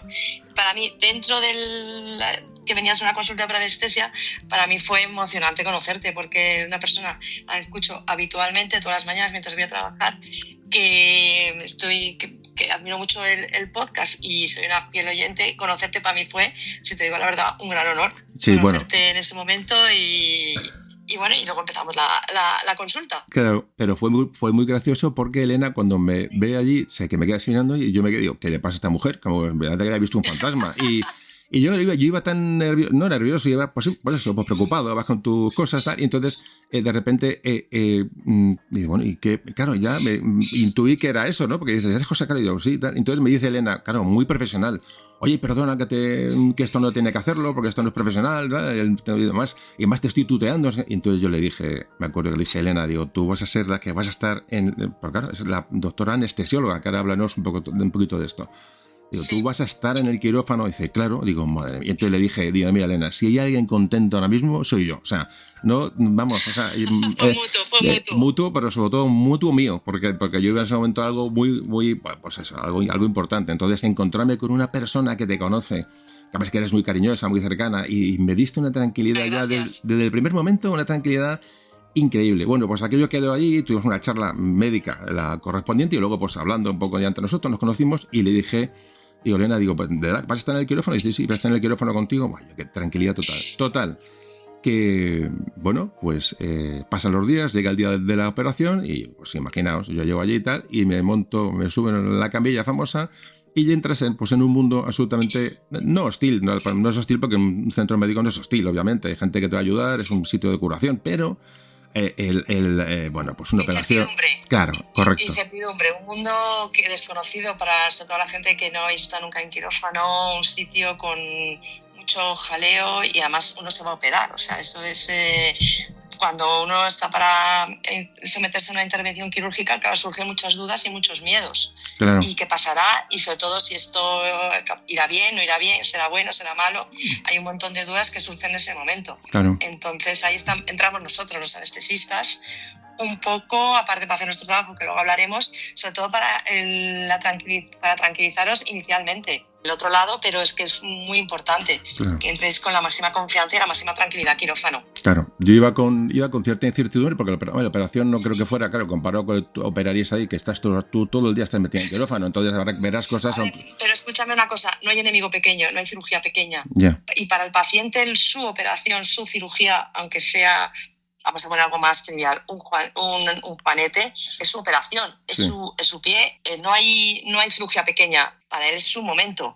Entonces es lo más importante para ese paciente. Claro, yo iba tranquilo, lógicamente, primero a ver qué encontraban, qué no encontraban, porque la operación, no sé si era una operación muy complicada, yo duró 3 horas y pico o 3 horas y media, me dijiste al final, o me dijo el doctor, que fue muy larga. Más o menos, sí, con todo sí, fue un poco larga, sí. Sí, o sea, bueno, que es una operación larga y yo no lo sabía lo que iba a ser, pero bueno, el caso es que llego al quirófano y veo allí a mi doctora favorita en ese momento, a lo mejor lo veo allí con su mascarilla, con su gorrito, y yo la reconocí enseguida, digo, ahí está, me muere un tambor a tope, yo súper feliz de verte, y además súper cariñosa y tal, y me dijiste, bueno, ya yo me sentí ya relajado, y me acuerdo que me pusiste, me dijiste, ¿qué música te gusta? Que te iba a poner una canción para dormirte. Fue la que me inyectó la anestesia ya directamente. Imaginaos la tranquilidad que yo tenía en ese momento, parece que no, pero a mí me facilitaste el paso de una manera increíble. Y me acuerdo que me dijiste, ¿qué música quieres que te ponga? Digo, ¿qué música vas a poner? Digo, habrá música aquí en el quirófano, pensaba yo, ¿no? Dice, no, te pongo en el móvil una canción. ¿Qué te pongo? Digo, lo que quieras, Elena. Digo, lo que te dé la gana. Yo ahora no estoy para... Vamos, dice, me acordé de toda mi vida. Dice, ¿te gusta Bruce Springsteen? Digo, vale, me gusta. Y me acuerdo que me inyectó la anestesia, mientras me inyectaba, yo tenía en mi oído cantando a Springsteen. Y claro, duró aquello, no sé, 10 segundos, me imagino, no más, porque me dormí, me acuerdo, ya me fui al otro mundo rápidamente. Un concierto casi. Sí. Y fijaos qué anécdota tan agradable. Bueno, pues... Y nada, pues aquello pasó y... No, sí, es que, a ver, fíjate, es que el cerebro es muy curioso. Entonces, cuando conseguimos que os durmáis dentro de todo lo nervioso que va uno, cuando conseguimos que os durmáis tranquilos, pensando en algo que no sea la cirugía, ya te digo, no para quitarle seriedad ni importancia al momento, sino para que el paciente se duerma relajado y no con la angustia. Lo que te decía, el cerebro es tan curioso que si te duermes tranquilo, si te duermes relajado, te despiertas muchísimo más tranquilo y muchísimo más relajado. Porque ya desde que empezamos a dormiros, estamos pensando en el despertar. Es todo un proceso muy largo que ahora hablaremos, pero es que es como pasitos para conseguir, sobre todo, de lo que se acuerda más el paciente es evidentemente cuando uno se duerme y sobre todo cuando uno se despierta. Bueno, pues ahora hablamos de eso ya acabando con lo personal, pues nada, yo me desperté, claro, parece que han pasado 2 minutos y fueron 3 horas y media, imaginar, sí. Bueno, pues yo me despierto, como todos los que os habéis operado, que esto no es nada novedoso, pero la primera cara que veo es la de Elena. Enseguida estaba allí. ¿Qué tal, José Carlos? Yo le pregunto, tenía confianza para preguntar, digo, ¿cómo ha ido todo? Porque realmente yo estaba preocupado. Y me acuerdo que me dijo, o sea, tener una cara amiga en ese momento y poder preguntar con tranquilidad, a mí me dio mucha paz. Y me acuerdo que le pregunté, ¿cómo ha ido todo? Dice, muy bien, el doctor está contento, dice que ha ido todo bien, parece que te han quitado todo, tal, y Y realmente aquello me tranquilizó. ¿Vale? Decía, ya llama a tu familia. O sea, me diste una serie de información en ese momento y vi tu cara y me dijiste que todo había ido bien y ya se acabó el problema. O sea, en ese momento para mí se acabó ya la preocupación y ya dentro ya fue un poco un disfrutar de casi, no disfrutar del momento, pero casi, ¿no? Decir, venga, se acabó. Y bueno, y me acuerdo que ahí empieza un poco ya la conversación más profesional, que llamaste a un compañero tuyo que estaba por allí, mira, José Carlos, me acuerdo otro... Que te escucha un poco, sí. También, fíjate, eso no lo sabía.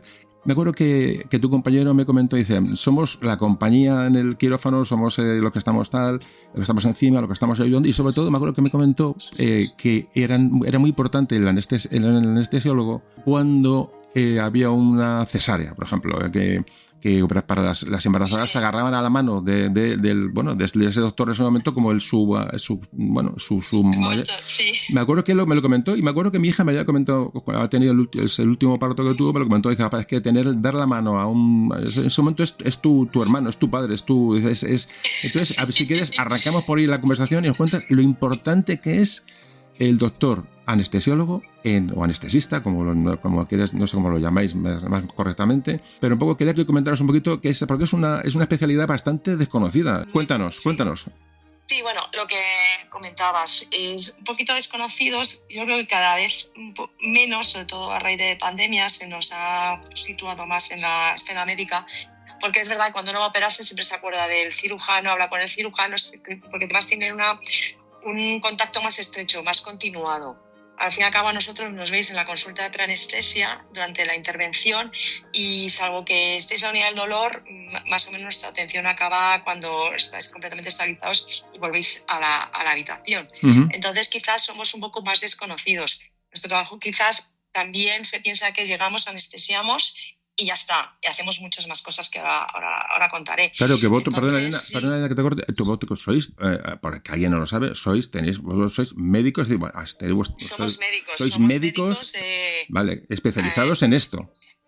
Hacemos aquí en España, VIAMIR, haces la especialidad de anestesia, que son 4 años, sales especializado en anestesia, reanimación y terapéutica del dolor. Son como nuestras 3 áreas. Uh-huh. A las que nos dedicamos.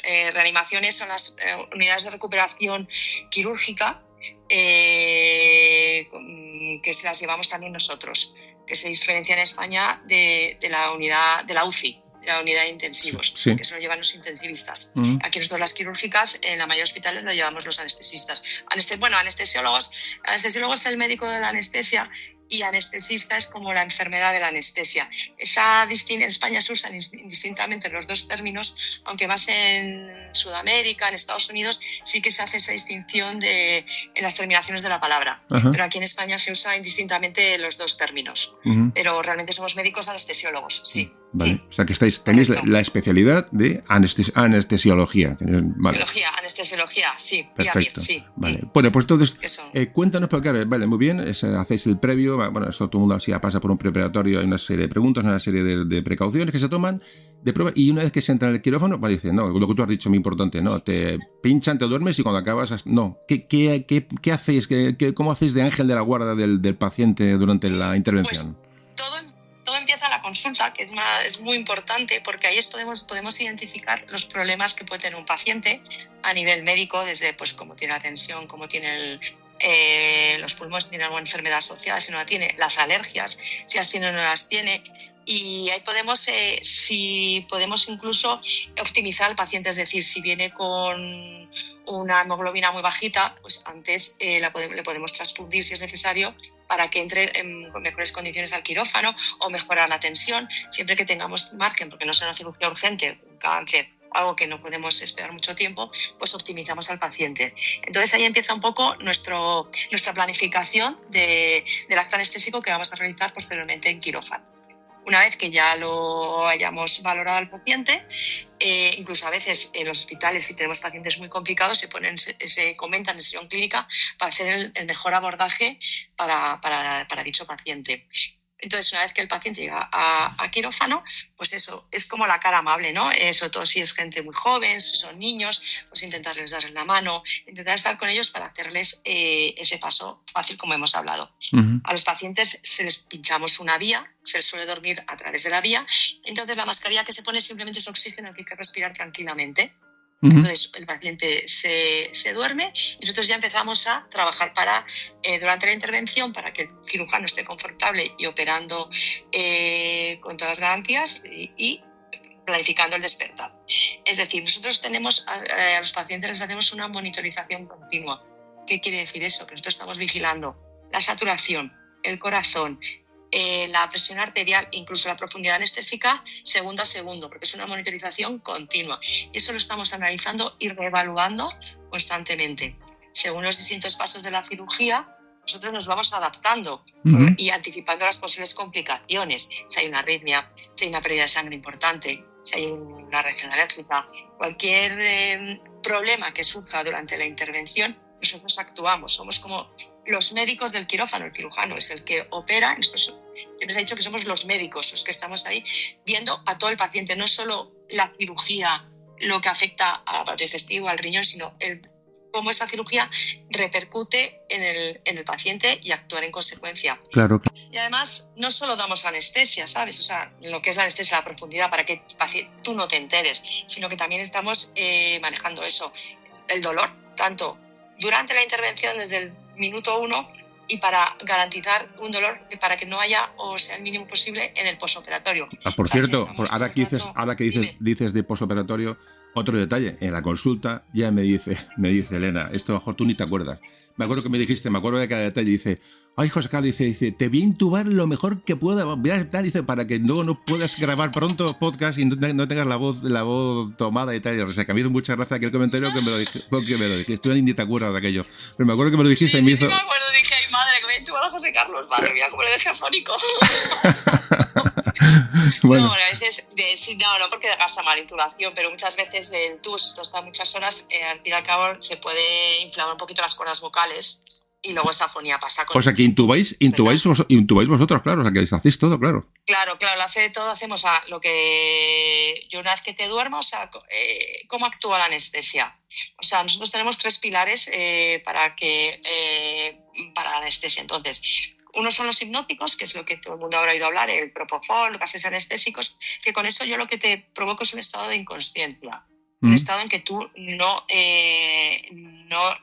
los estímulos no los tienes, pero no los percibes. Estás completamente inconsciente y te provoco al inhibir distintas partes del sistema nervioso central, lo que provoco también es amnesia, ¿vale? Y ese es el pilar el número 1. El segundo pilar, o sea, aunque tú estés inconsciente, la agresión quirúrgica, es decir, cuando te cortan, produce dolor. Tú no eres consciente, pero tu organismo sí. Entonces tenemos que poner medicación para disminuir ese dolor, para controlar ese dolor, que son los famosos opioides, que se usan en quirófano de forma controlada, obviamente.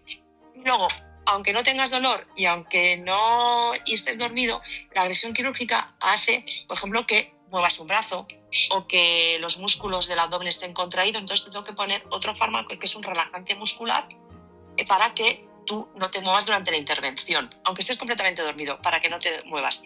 ¿Qué implica también eso? Que a la vez que paralizo, por ejemplo, el músculo de la pierna, también se paraliza los pulmones y todo, porque no mueves el diafragma. Entonces yo tengo que garantizar el suministro de oxígeno al paciente. Entonces tengo que conectarte a la máquina de anestesia, que es la que suministra el oxígeno al paciente, y para eso tengo que intubar, que es decir, meter un tubo a través de la vía aérea, que eso eso lo aprendemos el primer día casi que llegamos a la residencia, y es el manejo habitual de los pacientes. Cuando te conectamos a la máquina, a través de ese tubo administramos oxígeno con más o menos gases anestésicos, y luego, una vez que ha acabado toda la cirugía, se ha revertido todos los efectos, o sea, la anestesia en ese momento, cuando yo te voy a despertar, ya ha desaparecido. Yo es cuando te puedo extubar, y ya tú, cuando yo veo que respiras conscientemente y respondes órdenes, te encuentras bien, mover la cabeza, yo veo que con garantías puedo quitarte ese tubo y ya respiras por tus medios. Qué y eso bueno. es un poco, a grandes rasgos, lo que consiste la anestesia, más lo que te he contado de estar vigilando todo el rato, controlando el dolor, etcétera. Y me dijiste, o creo que quería entenderte, que lo que haces es vigilar la dosis a que no, o sea, que el paciente se despierte lo antes posible, ¿no? O algo así me comentaste. Sí, bueno, a ver, intentamos ajustar dosis, ni para que te despiertes antes de tiempo, obviamente, que es el gran terror que tiene muchísima gente, ni para que estés dormido más tiempo. O sea, ajustamos a lo que dura la intervención. Vale. Y es así, está así, ajustada obviamente a edad, a la patología del paciente, al peso y al tipo de intervención que es. Bueno, Porque pues... según la agresión que se haga, entiéndeme, la palabra agresión quirúrgica es lo que se opere, pues necesitas más o menos. Claro. Y luego además ahora tenemos muchas veces con lo que monitoramos hasta la profundidad anestésica, que habrá algún paciente que le hayan operado, les ponemos una pegatina en la frente que nos dice a cuánto de dormido o despierto está un paciente, con lo cual mucho más seguridad a la hora de no sobredosificar con los efectos que puede tener negativos para el paciente. Esto que creo que te lo conté, la creencia, la leyenda urbana de que la anestesia hay que vomitarla o hay que ir al baño. Eso es una leyenda urbana. Vale. O sea, la anestesia no se vomita. Eso que la gente antiguamente sí provocaba vómitos porque la anestesia que se usaba era muy fuerte, eran con los gases anestésicos sentaban fatal. Entonces se provocaban vómitos. Entonces asocia la gente a que se vomita para echar la anestesia. Yeah. Es más, nosotros ponemos medicación para que no haya vómitos en el posoperatorio, para que el paciente no esté vomitando, y eso se considera un ítem de calidad de todo el proceso quirúrgico. Y lo de ir al baño es porque, sobre todo en la anestesia, la que llamamos epidural, la de cintura para abajo, lo último que o sea, cuando tú ya despiertas, sientes las piernas y todo eso, lo último que se despierta son las ganas de ir al baño, pero la vejiga se sigue llenando. Claro. Entonces tenemos que estar, sobre todo si es cirugía ambulatoria, es decir, cirugía que va a su casa el paciente a las horas, pues tenemos que estar seguros que lo controla todo para que no tenga ningún problema en casa. Entonces son cosas que la gente cree, pero que no es así, porque incluso, ya te digo, que ponemos fármacos para que no se vomite. Entonces... realmente no es que sea leyenda urbana, sino que antes era así, bueno, y la gente lo ha experimentado, claro. Claro. Sí, sobre todo nos ponemos mucho en la piel del paciente. El quirófano es un sitio, como dices tú, no es hostil, pero es un sitio con frío, es un sitio con gente que no conoces, estás sin tus familiares, están gente desconocida.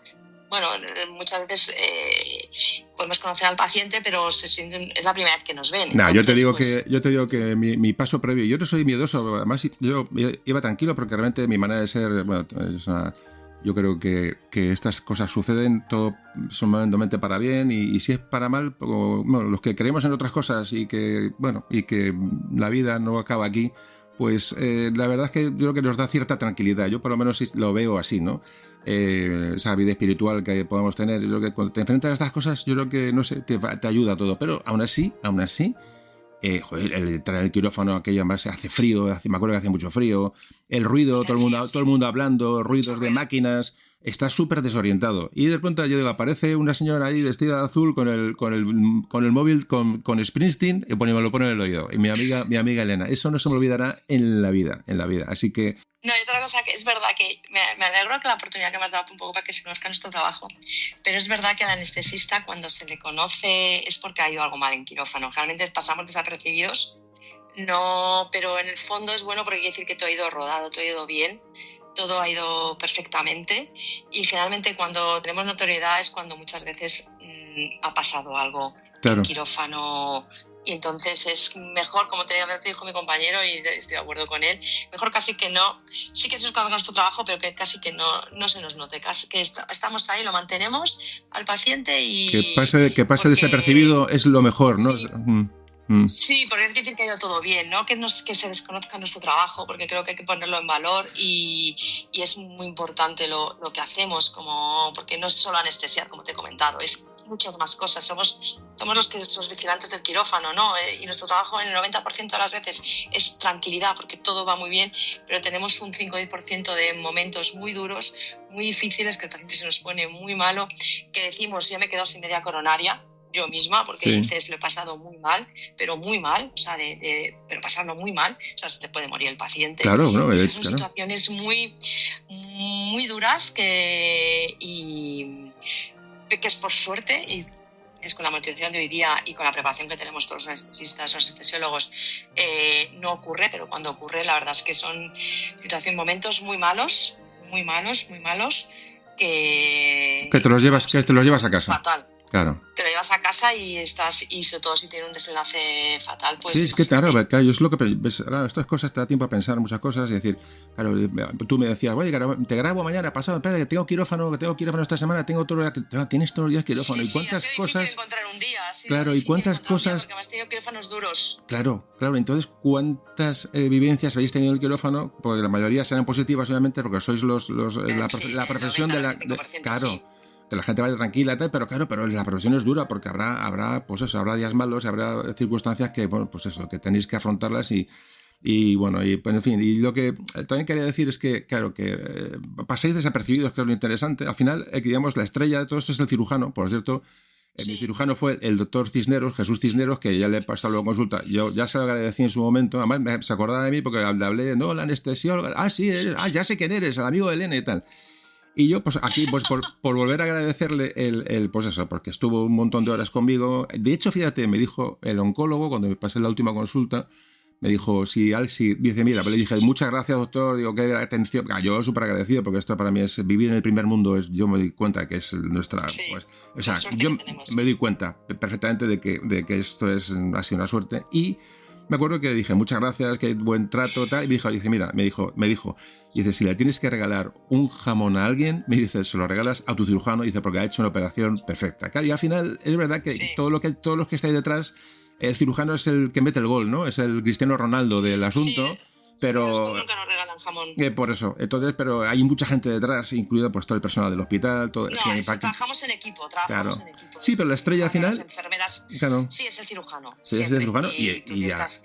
Pero yo quiero destacar también el trabajo en equipo que se hace en un quirófano. Uh-huh. Desde el cirujano, por supuesto, el anestesista, y la enfermería, los asistentes, los celadores. Es un trabajo en equipo que sin ninguno si faltaba alguno de ellos no saldría bien. Claro. Y es fundamental el equipo, la comunicación entre cirugía, anestesia, enfermería es fundamental para que todos vayamos a una, ¿no? Que es una cirugía exitosa, obviamente, sin repercusiones al paciente. Pues te digo que de verdad te vuelvo a agradecer la oportunidad de hacer visible mi profesión, a la que me encanta, que la adoro, ¿Qué menos? Que nos gusta muchísimo, a pesar de los momentos malos, que por suerte hemos dicho que son pocos, pero te agradezco la oportunidad, pero que si pasamos desapercibidos quiere decir que no se acuerden, que todo ha ido bien también, que no se acuerdan de nosotros. Pues que bien, Elena, que eso que te digo, que bueno, yo agradecido soy yo por todo el trato cariñoso que me diste del principio, mi tranquilidad, y siempre tener un buen recuerdo, y bueno, y seguiremos en contacto. Se agradece muchísimo la confianza que depositas en nosotros. Claro. Se agradece muchísimo y se trabaja muchísimo más fácil. Claro. Muchísimo. Es un todo, ¿no? Y luego que la profesión vuestra pues es una maravilla, pues la profesión de cura. Yo siempre he dicho que hay profesiones que son las buenas, las que son, se me ocurren así, los médicos, todo el sistema sanitario, que es la primera. Luego, las fuerzas de seguridad, que se pueden jugar por ti, las fuerzas de seguridad, incluyendo bomberos, incluyendo todas las profesiones de riesgo que se van a arriesgar por nosotros para salvarnos de un problema, la policía, la Guardia Civil, etcétera, etcétera. Y luego, por supuesto, los maestros. Para mí los maestros son fundamentales. Son los que curan el alma y los que te hacen... O sea, hay una serie de profesiones sin compararlas, porque es absurdo, pero sí hay profesiones que son las bonitas, ¿no? Las que van a dejar... No sé, las que vas a hacer algo por lo demás con dedicación, con ganas de entregarte, con ganas de ayudar a los demás. Y, hombre, seguro que me dejo alguna, pero para mí siempre pienso en esas tres profesiones como las más importantes, y la vuestra la primera, obviamente, porque te ayuda a vivir y te mantiene vivo la mayoría de las veces. Gracias, así que, muchas gracias por tus palabras. Bueno, pues nada. Elena, que lo dicho, que un beso enorme, un beso muy fuerte. Que bueno, y que sigas ayudando a la gente como lo hiciste conmigo, y que sigas escuchando podcast, y seguro que seguiremos en contacto. Y ya digo, si algún día voy por ahí por la Quirón otra vez a tal, iré a ver a Elena, si la ves, la encuentro, aunque estás siempre liada, claro. A un quirófano no voy a entrar a saludarte, obviamente. No, pero bueno, tú me mandas un mensaje y siempre habrá un huequillo para saludarnos, aunque te checaré ahí tanto en la tele como en los podcasts, que todo vaya evolucionando favorablemente. Claro. Y como siempre digo, no hace falta mantener ya, a lo mejor no te vuelvo a ver en la vida. Bueno, puede ser, pero el bien ya está hecho, escucha, nos hemos conocido, nos hemos ayudado mutuamente, pues yo con los podcasts te he dado buenos ratos de tal, tú a mí. Sí. Quiero decir que no hace falta más, es hacer el bien sin más, intentar hacer este mundo mejor, y de luego que tú conmigo lo has conseguido, bueno, de qué manera. Así que bueno, pues nada, Elena, pues un besazo enorme y si Dios quiere seguiremos en contacto. Seguiremos en contacto y nada, y a ser felices. Adiós, Elena. Un beso. Un beso, chao, adiós. Adiós. Gracias.